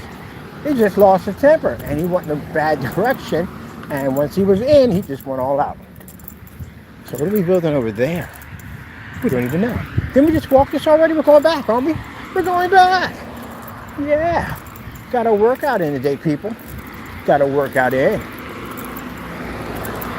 I put some information at the bottom. You can read through it. We're going past the gates of, you're going to get crushed one day. You keep passing this gate. But we got to go past it anyway, so let's see what happens. But anyway, well, that sucker is leaning out there, isn't it? But anyway, I'll put some information at the bottom and telling you the benefits of walking, why it's good for you, and why you should walk. Take a little time to go from A to B, here and there.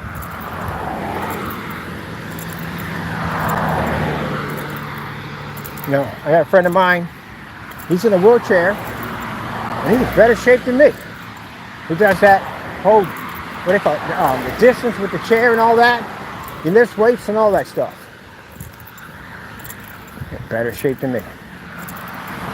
You can work out no matter what condition you're in, you can work out.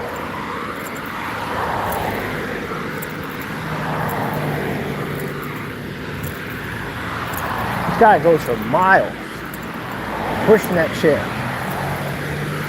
Amazing upper body strength. Amazing. This freaks me out. It's that final destination written all over it. I swear. And the jacked thing about it is, if the thing were to happen to come down, where am I going? I ain't running out there. Get killed by the car. Get crushed by the gate. Your decision.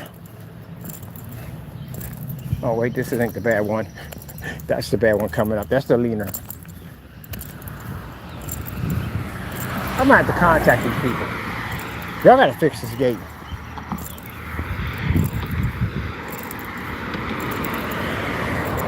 Wait, the whole gate is missing. Yeah, the whole, that's it right there. That's literally the whole gate that belongs to there. Please pull forward and wait for the, I gotta humor this one. I gotta humor this one.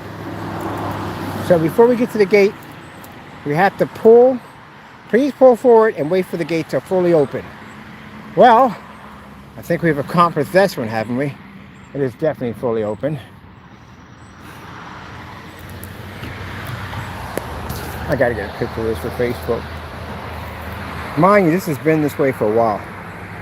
It ain't like it happened like a couple of days ago. This has been like this for a long time.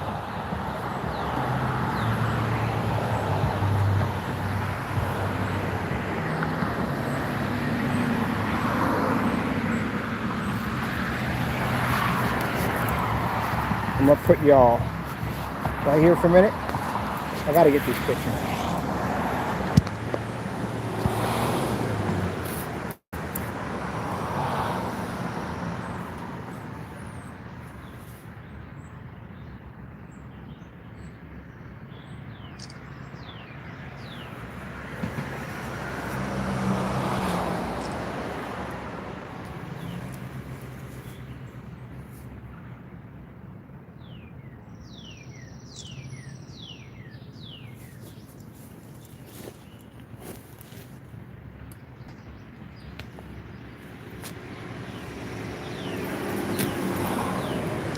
All right, I had to get that one.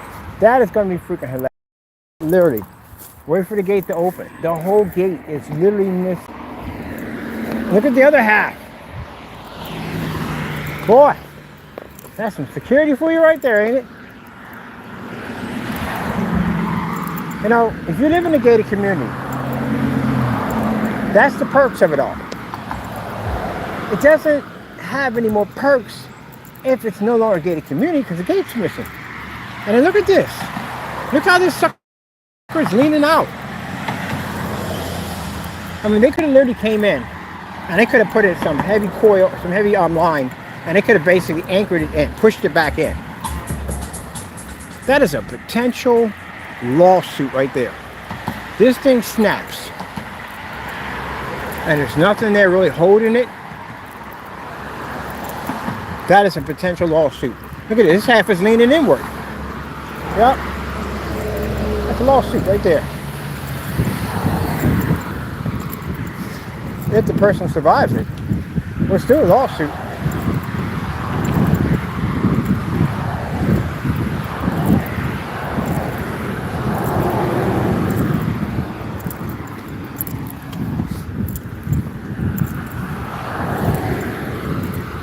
People, almost done the journey already.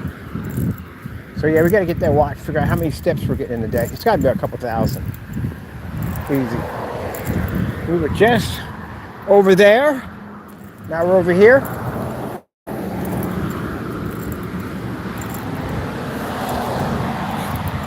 Get off me, spider. How dare you? Then I tried to kill you. Probably has a family to go home to. So I'm going back to the bench.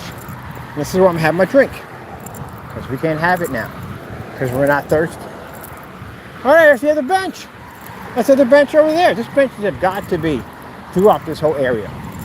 So now we must track down all the benches and mark down where they're at. Now see, you probably think I'd be pretty crazy if I get to the last bench and happen to dig it up and find a treasure. Oh. Like, oh my goodness, there's a treasure. And all of a sudden my phone cuts off. And you never hear from me ever again. It doesn't come on anymore. What happened? It disappeared. I wouldn't even tell anybody. If I literally found a treasure like that, no. I would leave all my websites running. I would never pay the bill. I wait for everything to shut off. I just disappear. You wouldn't know where I want to be gone. Now, no. I make sure all my orders are processed and everything is taken care of. If I'm involved in a company, I just relinquish all power to somebody else, and then I just disappear. Give them all the composition books. This is what we're making. It's the ingredients, how we put it together, and that's it. I'm done. I'm out. Oh, look at the stalkers. Oh, I'm mad. Oh, who we talk to? We need a life. You have one. You go upstairs, go in your bathroom, and I got this thing called a mirror. You stick your face in it, and that's where you get your life from. Can't explain any better than that.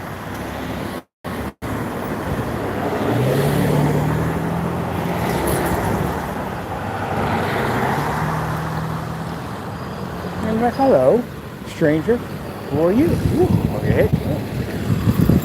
Smack me with the truck. Yeah, you get something called life. And it's free too. It's absolutely free. Yep. No applications, nothing at all whatsoever. Matter of fact, you have all the qualifications to get something called Get a Life. Now, just so we don't offend anyone, we're talking to the naysayers, the stalkers. Talking to you, just you and you only. Because if I disappeared off the planet and went somewhere and decided to take a new adventure in my life, you'd be all sad and crying in the corner, thinking, where is he? Where did he go? I don't have a life anymore. And every time you go to the bathroom, you know that person in the mirror you pass by? That's you know that, right? That's a person who has a life, who can get a life. It's very easy to accomplish. No credit checks, none of that at all. It's with you, man. It's with you all the time. Just have to make something of it. That's all. I gotta laugh at them. They're funny. I do. When I have my number attached to it, these suckers will contact me 6 o'clock in the morning, 8 o'clock in the morning, freaking 12 o'clock in the afternoon. Y'all don't have a life. How in the world are you at work and you're thinking, gee whiz, I'm gonna contact a grown man and make cat noises? You don't have a life. Nope. So, when my time comes to retire, you're gonna be sitting in the corner. Your wife's like, what's wrong with you? I don't have a life. Now, for those who think I'm making fun of the British accent, no. I actually love the British accent. Kind of wish I had it myself. So, I do love it. I don't have it like they do. They got it excellent. Of course, they got it in Packer. They are British. But I do love their accent. And I got a few friends of mine that are from England, and I envy the way they talk. Because I do like how they talk. I like their clothes, too. The clothes are banging. That freaking double-breast suit, the pocket watch, and a derby, custom-made shoes. They know how to dress. They know how to dress. They got a thing called suit roll, whatever it's called. The guy was telling me, my last landlord was from England. And he was telling me a place they got, you can get the best suits. So if I'm gonna get some suits made, I'm going to England to get them made. I love the way they talk. I listen to them talk all day. I love the way they talk. It's just so proper. I love it. Yes, I do. I got a few friends of mine from England. Like, one day we gotta go. But first we go there now, I'm gonna get some of those suits. I got some gorgeous suits. That's why I like talking that way sometimes. Wish I could talk like that all the time. But anyway, you guys would be, the naysayers would be crying. Crying every day. Where'd he go? You'd be like Kramer and Kenny's Fried Chicken. Oh, yes, remember Kenny's Fried Chicken? You'd be like him, out the window like, Kenny, Kenny, Kenny, Kenny. Out the window crying, calling my name. Kenny, Kenny, come back, Kenny, Kenny. You know it's hilarious. You know what they do. It is what it is. You can't get mad about it. Hey, do it, Chief. We get mad about it. Still do that. I've sat there and showed so many videos of you guys crying to me. Phone call messages of you guys calling me up crying to me. Post it onto a second, laugh about it. You do love me, don't you? I know you do. You think about me 24/7. Yep, you're thinking about me right now. I know you are. Directing your energy. That's what I'm doing. Ooh, I forgot about this corner right here. This is the get murk corner. Let's see. Get up here. So you can't even see. Right on the edge. Can't see. Can't see until it's too late. That's why I said that corner is extremely dangerous. So you see I was turning that corner. You can't see Jack, can you? Let me see. I can go up this way, but I want to hit the bench. So, two options. You take this way or the short way. I want to take the long way. But yeah, that corner right there, there's no way to see around that hedge. By the time they come flying around that corner, you're done. Thank God I never got hit. But I've seen a few people come close to it. This would be a bombing freaking hill. If we get a day where we don't have no cars out here, man. Go ahead, get that torque. Get that torque. Push that torque. Coming up these hills. Gotta push that torque. Look, put a red balloon on there for Halloween. That's where freaking Pennywise is sitting there waiting for you. Come down here. They float. They all float. I remember this video. This guy had a freaking bundle of freaking fireworks. It was about the size of, man, you know those cookie tin cans where your mom keeps her freaking sewing needles in. It was a little bigger than that. There was a bunch of guys in front of this whole sewer system outside the house. So we about to, I ain't gonna say the curse word, but you know what I'm talking about. We about to jack up Pennywise. Man, they lit that sucker and threw it down and bah, bah, bah, bah, bah, bah, boom, boom. I had some M8, but it was crazy. I gotta find that video. The guy said, we about to blank up freaking Pennywise. That whole freaking drain system was lit up. It was lit up. So they're crying. That's a funny video. So what you about to do? We about to blank up freaking Pennywise.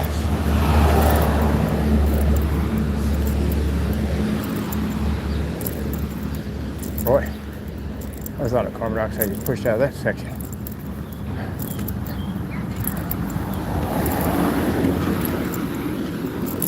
So you come down that hill? Yeah. Come down that hill like you just been drunk. Your legs are about to give out. Especially if you're wearing flip-flops.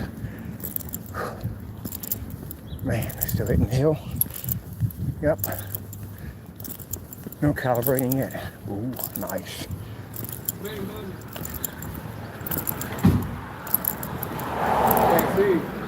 Oops, excuse me.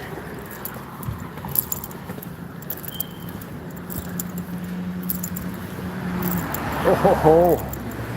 No calibrating needed. I'm ready for the San Francisco. Yes. Oh, that walking paid off, people. Yep.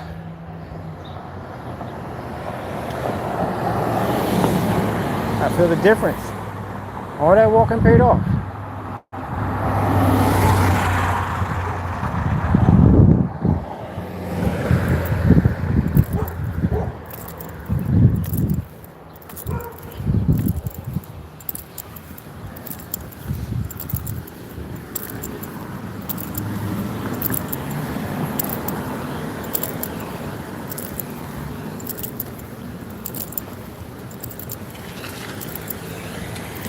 Damn.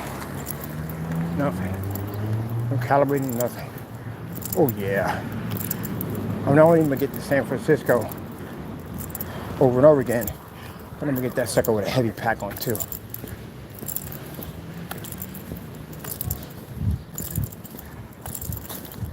How you doing? I'm gonna get that sucker with a bag, book bag, heavy pack. I'm gonna try 50. Forget that 25. I'm gonna do that 50, and then get that 100, that 150, then that 200. Now I'm gonna get that hill. We're gonna conquer it. I'm gonna get me a nice little flag. I'm gonna stick it right up there, a little flag so somebody see it. And put down, I have conquered the San Francisco. Yes. That's the hill that's gonna push me. That's the one that's gonna get me where I need to go. See, gentlemen, no easy way. No easy way. Cut corners, you get nothing. Don't cut corners, you get everything. I'll tell you something. I'm really disappointed in this guy. Did you not watch my demonstration? Did you not see me with that 600 by 800 720p projector in that well-lit environment, even with a bar light over top of it? Did you not see me take the portable projector and hit it off my floor and watch fish off of it? Why would you think that you have engineered what we have made with a 3,000 to 1 tri-laser projector sitting less than a foot from a screen in a dark environment? How? This is what I mean at the end of the day. This is why I know at the end of the day, you're not all there. You're definitely not all there. How in the world do you think that your demonstration versus the technology my company develops, that was going to be the same thing? Look at the specifications you have on your projector compared to mine. Where did you even think, possibly, that basically was going to even land? Seriously. This is the reason why my company is crushing your company. This is why. Because you guys do everything halfway. You don't do anything by the book.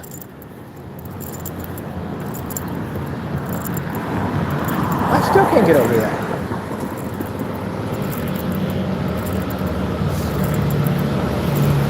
You know what? Not even tired yet.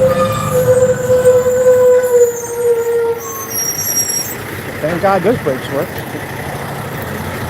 Man. Looks like it's going to rain a little bit, but I'm still charged up. So I still got some more work to do when I get back to the shop. But still, I don't understand that part. I literally don't think he watches any of my videos. I really don't think he does. He has to. I don't think he does. Who's that behind? Oh. I don't think he does. I don't think he watches any of the videos. Did you mistaken from my projector? I don't know, you must have. Did you mistaken my projector for 4K? Did you think that 720p projector was a 4K projector? And you said you upgraded. Oh, gee whiz Louise. I'm not going to think about it. I need my brain cells right now. It's laughable. It is. He's got to be joking. This is why we don't take him seriously. He's joking. He has to be. He has to be just joking. Because he don't take anything seriously anyway. So he's got to be joking right now. That he believed that it was the same video. Well, then again, it's coming from the same person who believed the house paint and his paint was the same thing. And as we can see, they were both the same thing. And saying it had a yellowish tone, do you even know what a yellowish tone even looks like? So I take that gray screen and I stick it against that technology. You see that discoloration to it, that yellowish tone? That's what you would have seen right on your screen, crystal clear. We can see that. That's called a yellowish tone. It's like looking through yellow sunglasses. I don't know. That's why I sit there and laugh about it. It's just hilarious. Let me put your people over here for a minute. Over here. There you go.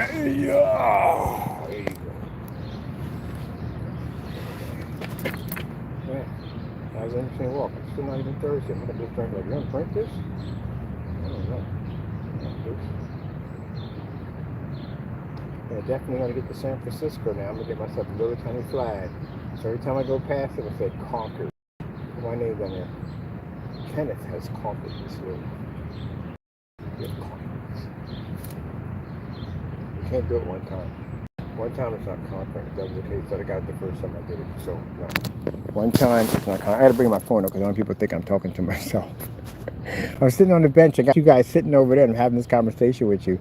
And probably someone say like, these guys are having a full conversation with themselves. Like, no. That's why I got the t-shirt coming out that says, I'm in live stream. So people don't think I'm in there having this conversation. I was talking to this woman at the bank. I literally thought you were over there having a full blown out conversation with you. So I was just, no, I'm in a live stream.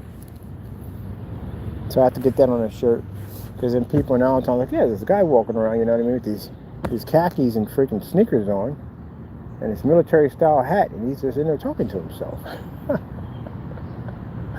Oh, that'd be hilarious. Oh, great way to strike up a conversation. Now you see I bump into people all the time. Hello, how you doing? These are people who see me on my little walk. I see them on their walk too. They put their kicks on, they go out and do the little walk also. We all do our little walks. We do. Alright, imagine this juice.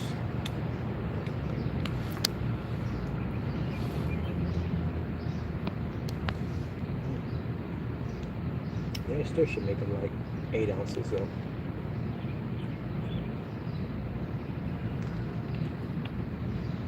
Yeah. I'm really thirsty. Oh. So that's pretty much it.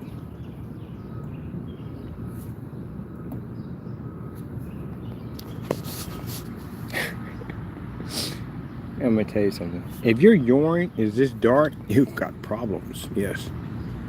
You're not drinking enough water. On top of that, your system needs to be cleansed. Gotta have, I told you grapes. Grapes is a fantastic way to detox. Grapes are fantastic for that. Detoxing your system is grapes.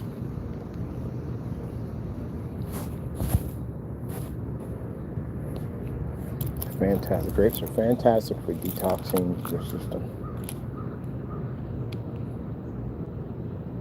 71% on the phone. Freaking update. Turn my numbers orange.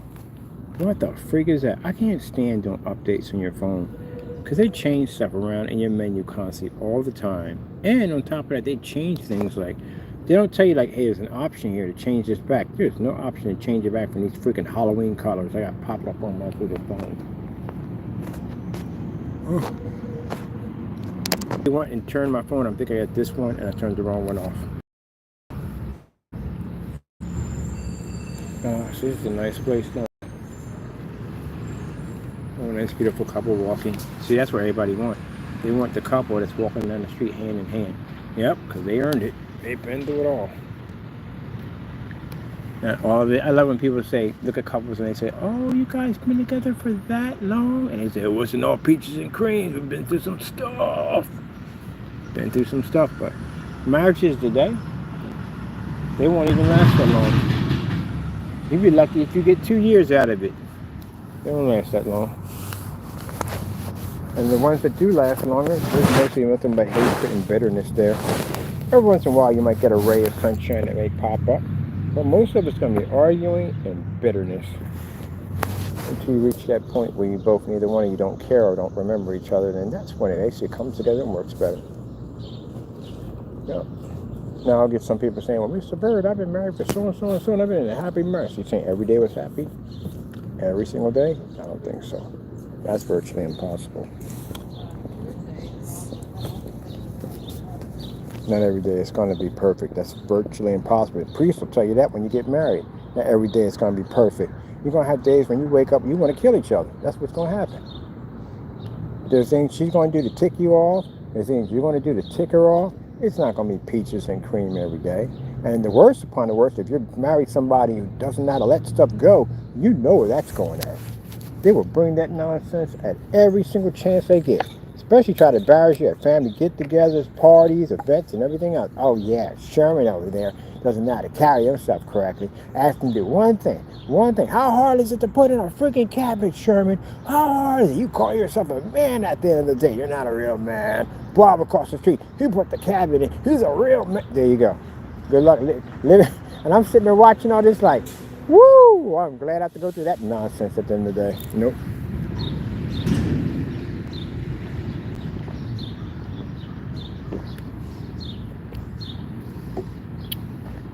Yep.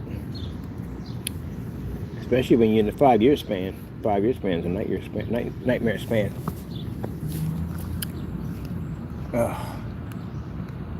I'm just happy I never have to do it ever again. I'm free.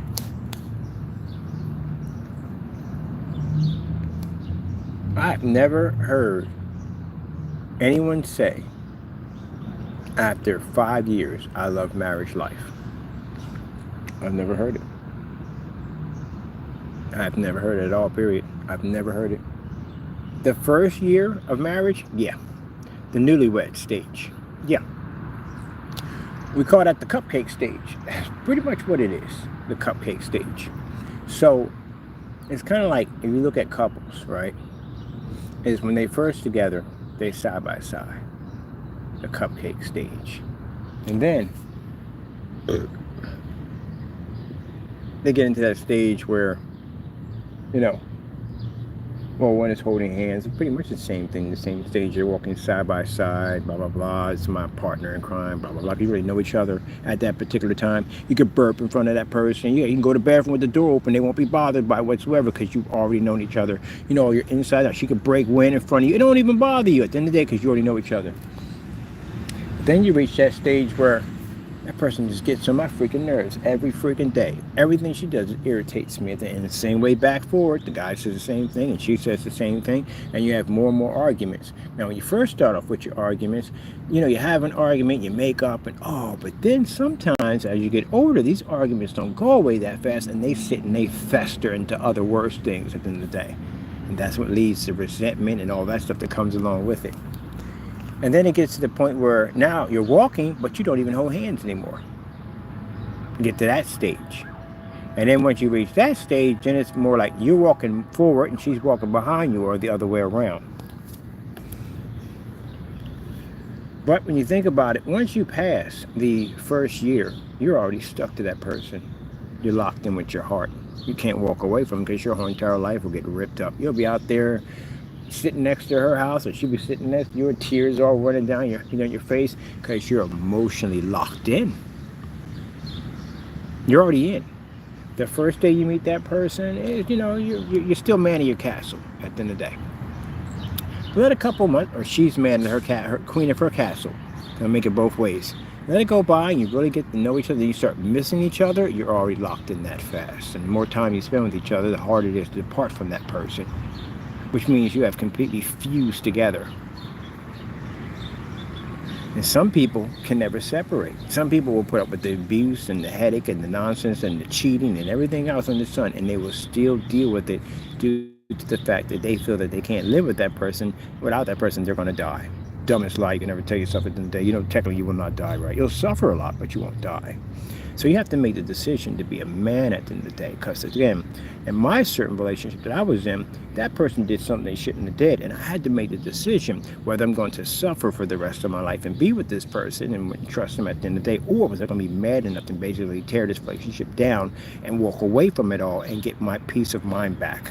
Of course, I would suffer in the process, but am I man enough to take the suffering? And you know what I did? I took the suffering. I walked away from it. Because I feel that I would rather suffer for a few years than suffer for a lifetime. Best decision I ever made. And now I am my own man at the end of the day. No one controls my destiny. Nobody controls my emotions whatsoever. True freedom. But for people who said, oh, we're locked in or married, if your wife decided to get up and walk away from you, your entire world would absolutely collapse. It could be sunny and beautiful outside, and all you will see is darkness. I'm right on that 100%. Unless you're basically a person that was born without emotions, and that's a whole different story right there. I don't even know how you got married to begin with. If you don't have any emotions at all, period. You have no feelings or nothing. I don't even know how that even works. But, yeah. Hey, Chief, how you doing? I'm doing pretty good. Hey, you too, Chief.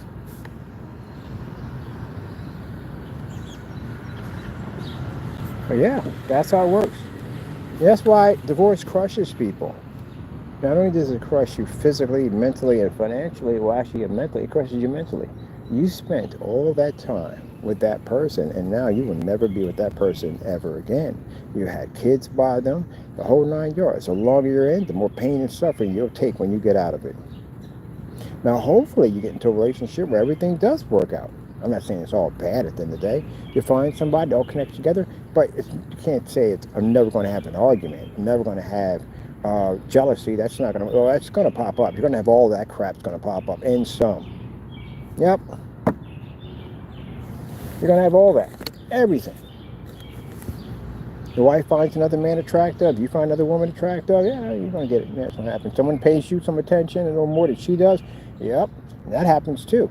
When she starts neglecting or he starts neglecting you, and they find other things they want to do, and they don't want to be around you. They want to hang around you that much, and you become a headache to them, and they become a headache to you.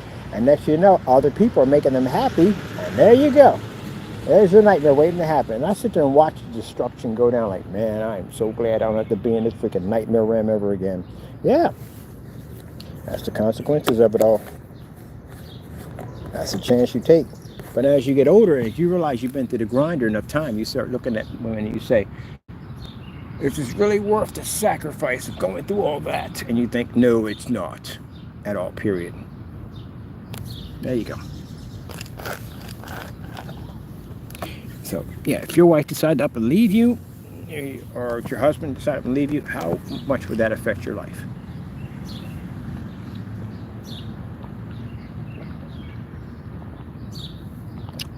Now, the reason why my detachment was easier, because the person I chose was a workaholic. They were never hardly home. They would probably, we go out maybe 3 times out of a week. I couldn't imagine spending every freaking waking hour with someone. And to go through a separation like that has got to be extremely painful. Mine wasn't that bad. I was able to recover in 6 months because, again, I never spent any time around this person. The person was a workaholic. And that's why I chose her to be a workaholic, because I can work on my stuff, my projects, and not be disrupted. And she was always working all the time. It was a perfect relationship. It worked fantastic. And then when she wanted to work extra on Saturdays and Sundays, I said, hey, knock yourself out. Go ahead. Because I got other things to do myself. And we would go out and do stuff together, yeah, but it wasn't every freaking day. By the time she get home, she go home and go to sleep, and I'm down in the shop working. And she'll come in and say, hey, I just got in, so and so and so, say you love you, and then go upstairs, and that's it. By the time I get in bed, she's already asleep and getting ready to go for work. See, there you go.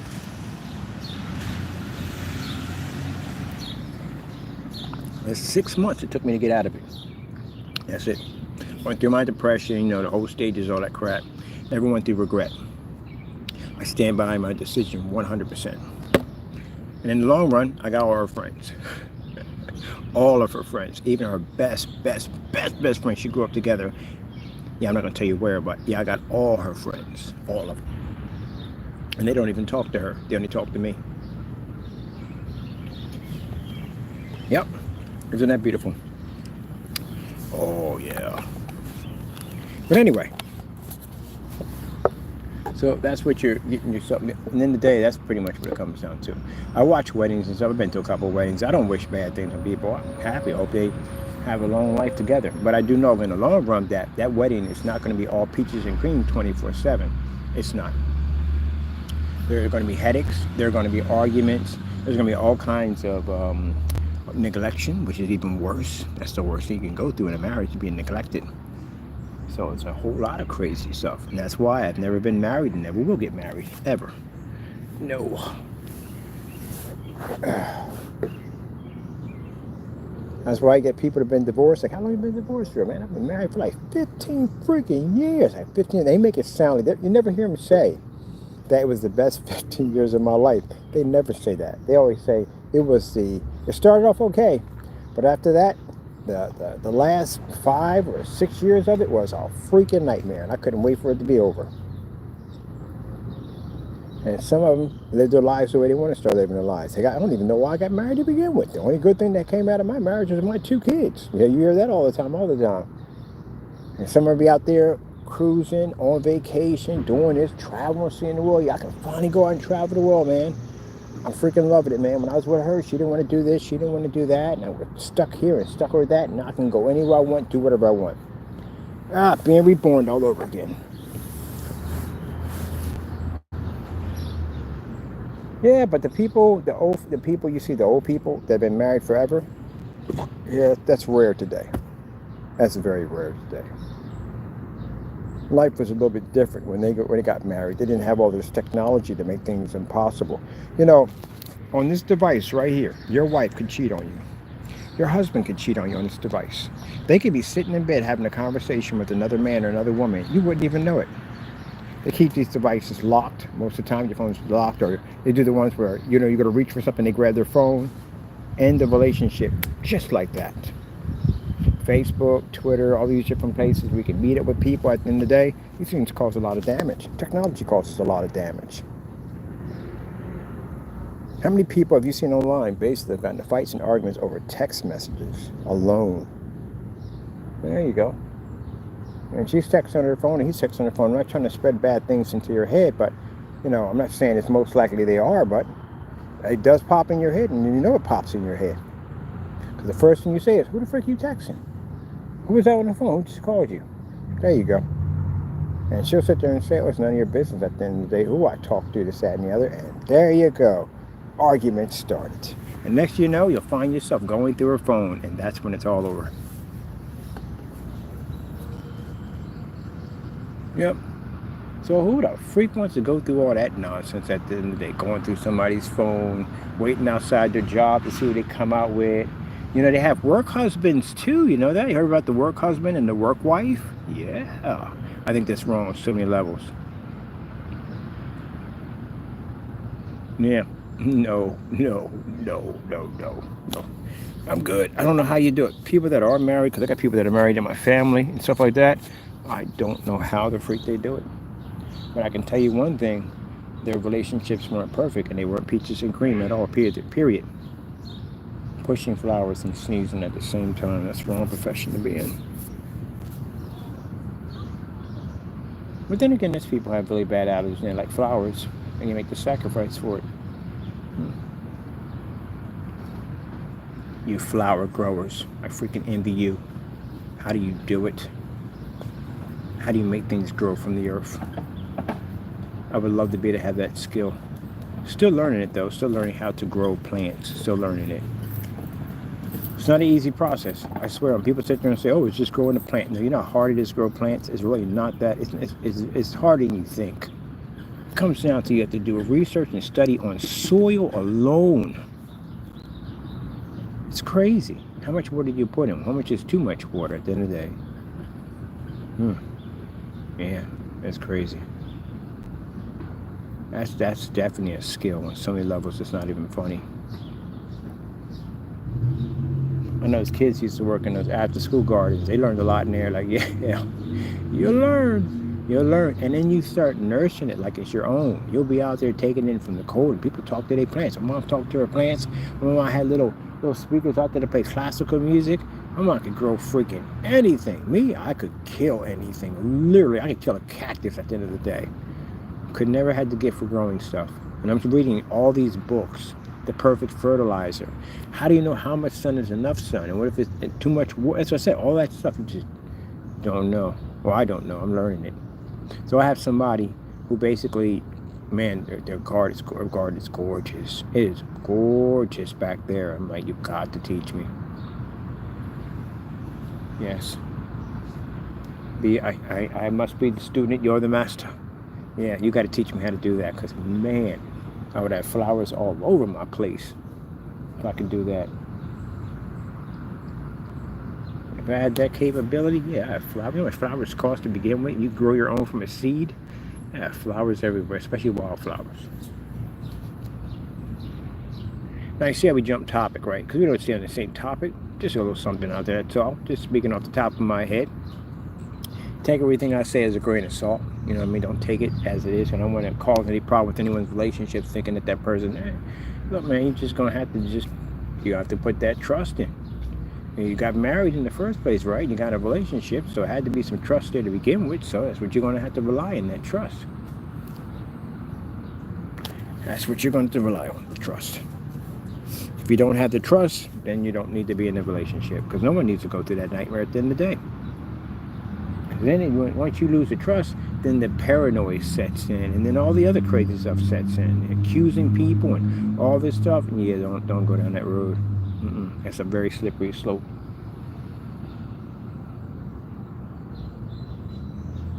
Am I saying everybody cheats? No, that's not true. No. Some people have been in relationships and a person never ever cheated on them, but it could come down to financial, it could come down to money, it could come down to basically that person neglecting you or losing interest in you. It could be a number of things. He could never cheat on you ever.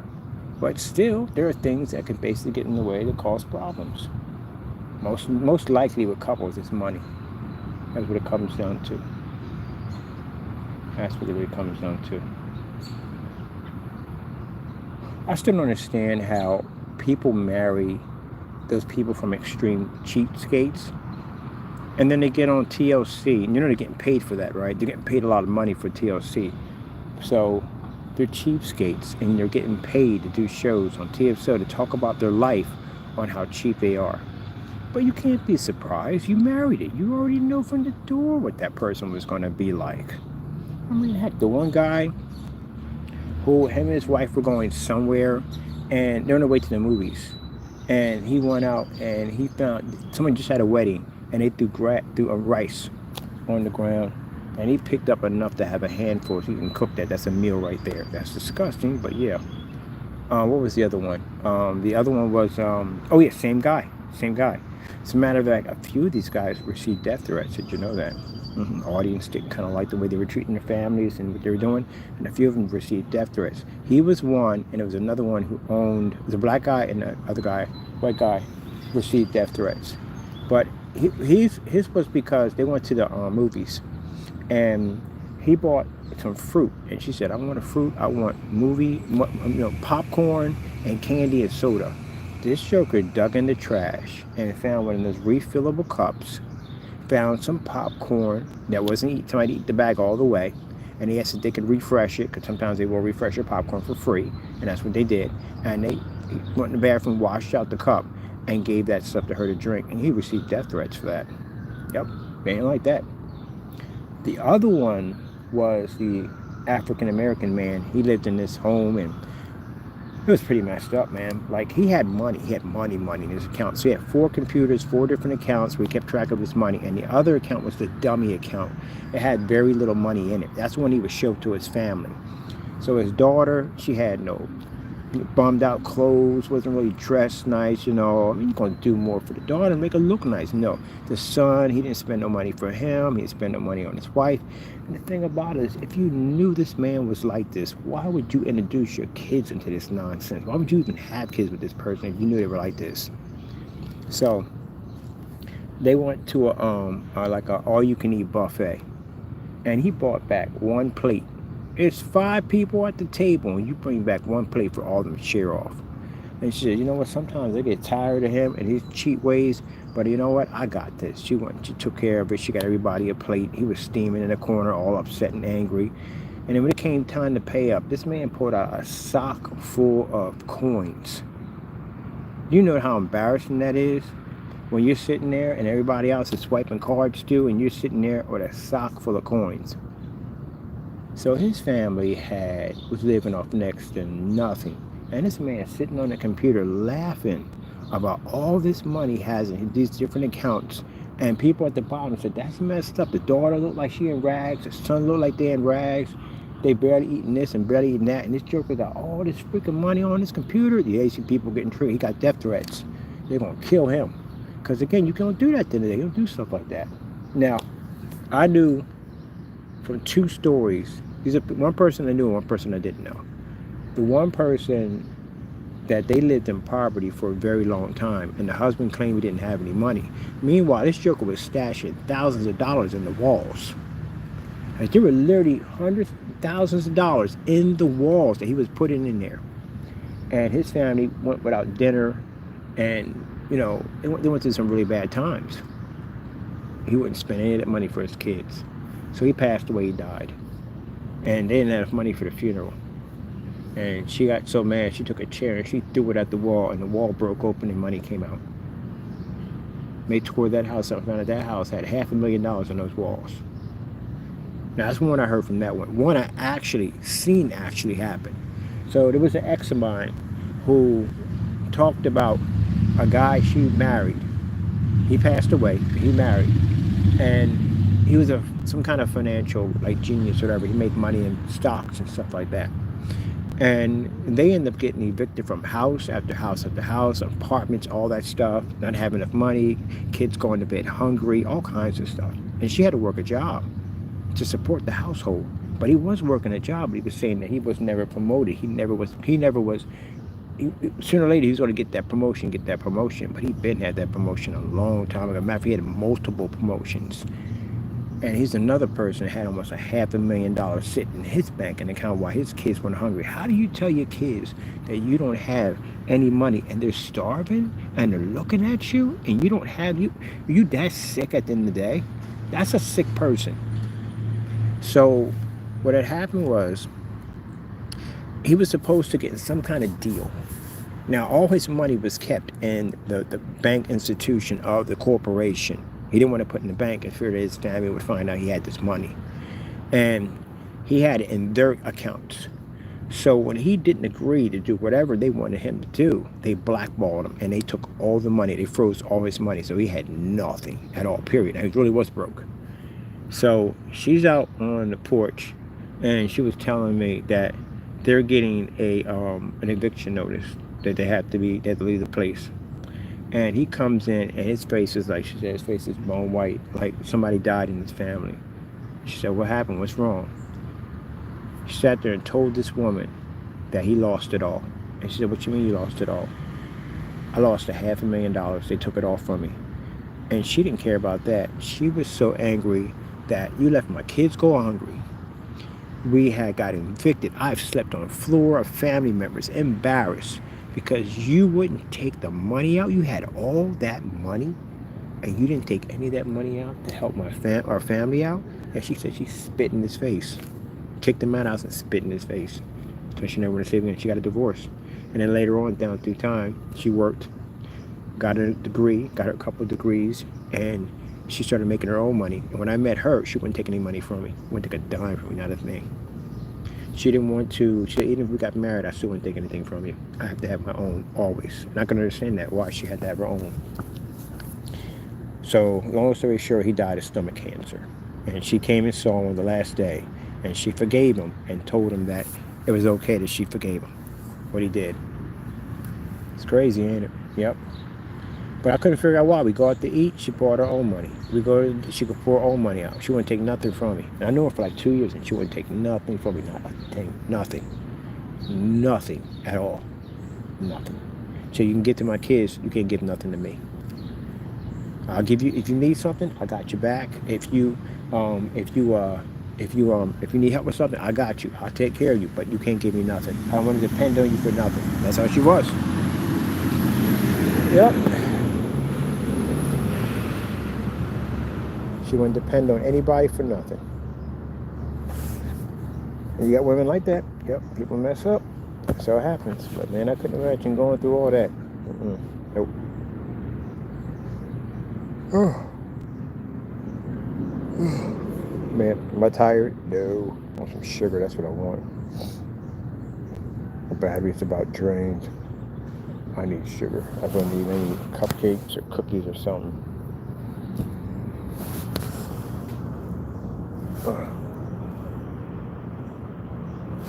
Yep, that's crazy. Cheapskates, man. He's a cheapskate. I don't know how people do that. You know, if you're a cheapskate and you ever pump into this channel, just to let you know that, when you pass off this earth, you're going to spend your money. I'm going to spend all of it. Every bit, I'm going to spend it all of it.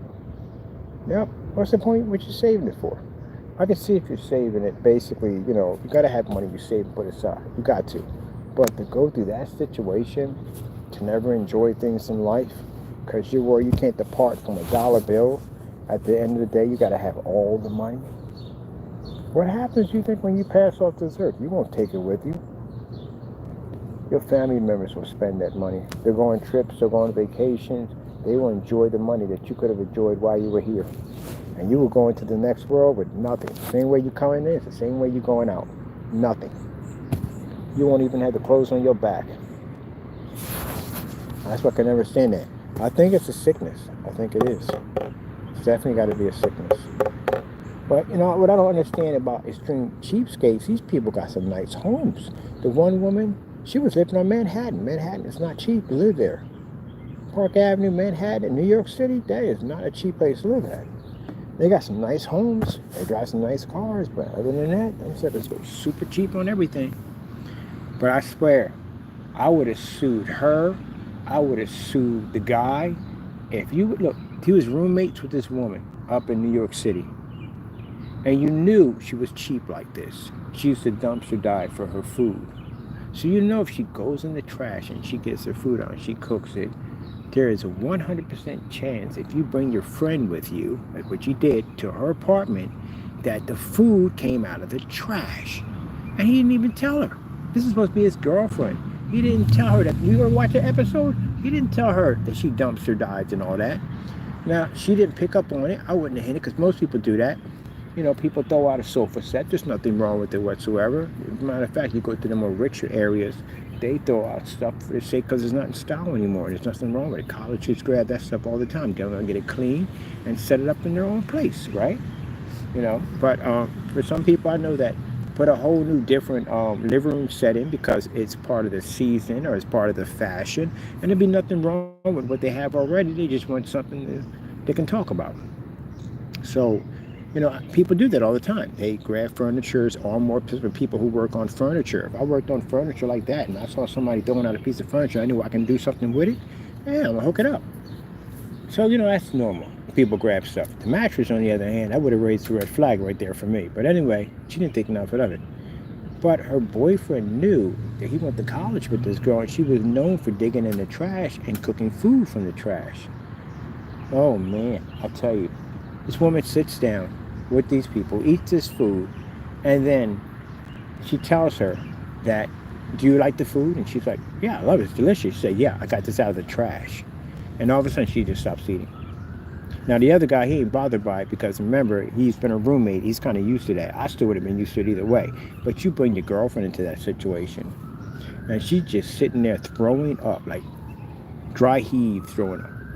Because she's sick. She don't know where it came from. You took it out of a trash can.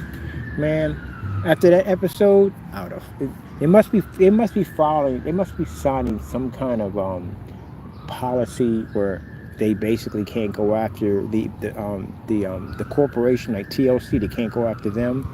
But still, I'd have filed a lawsuit against the boyfriend, and I definitely would have filed a lawsuit against this old roommate. And you both knew about this nonsense? You think this is funny at the end of the day?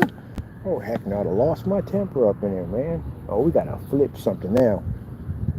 There ain't nowhere in the world I'd walk out of that situation without losing my temper. And she did. She stormed out, opened the door, and left. And he was trying to talk to her. Nah, that relationship is over. I can't trust you after that. Who knows what you might try to feed me after that. Oh.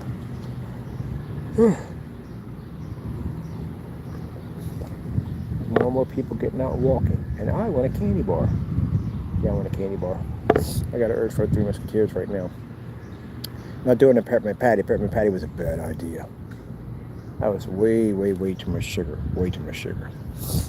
Definitely not doing a peppermint patty ever again. But we got to throw this away. Got to be somewhere to toss this at. Oh. Got that song from the Partridge now. It's stuck in my head again. Jeez.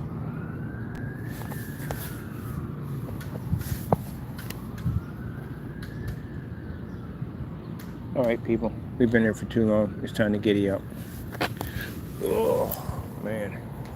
I'm telling you, I swear, if people knew exactly where I just came from, if everybody, look at that guy. He just sits there every day and do nothing. He does nothing all day. He just sits there and does nothing. If you knew exactly where I literally just came from a few minutes ago, you might change your mind. Go straighten my pants for a minute, people, and put you right there. Woo!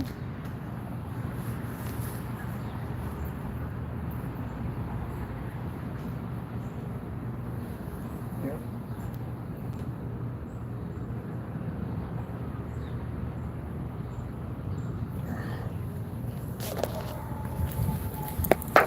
All right, we do need a candy bar. Whoops, did it again. Sorry about that.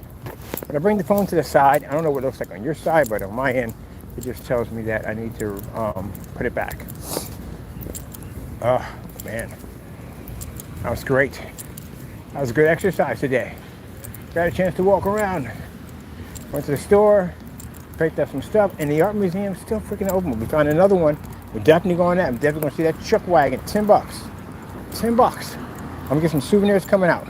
And we have to do the Da Vinci, because I haven't been to the Da Vinci yet. Where the fruit is the mailbox? I'm sorry. Oh, this one over there. We have to do the Da Vinci. Have to do the Da Vinci. Curious what's in there. I haven't been there yet. They've been showing tours of it inside. I don't even want to see it. I want to see it for myself. That's the same thing when it comes to video games. I never watch the trailers.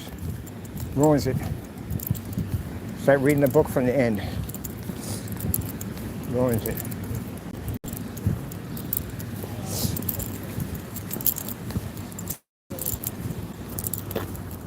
We don't get rain today. Something told me I should have did the demonstration yesterday, not do it today. Well, that was a bad idea. If I did it, if I did that demonstration yesterday, because it was nice outside, we could have had it over and done with. But I had to do some other stuff first. I wanted to blow that screen out. I had to move this whole entire screen over. That thing ain't light either. But just for the time being, because we're going to go to Home Depot and get some plywood. Plywood panel, 4 by 8 feet, and install it in and be done. Then we got a wallpaper surface. Why don't we just go to the wallpaper surface? Oh, whatever.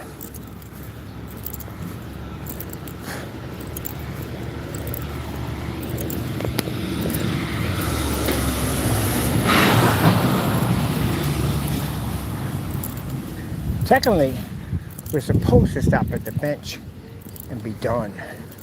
But I thought I'd bring you guys up to the store with me. What we got for here? Let me see my... Oh, we're just about on low, people. Come on, how you doing? Just about on low. Battery's about to die. So we get here.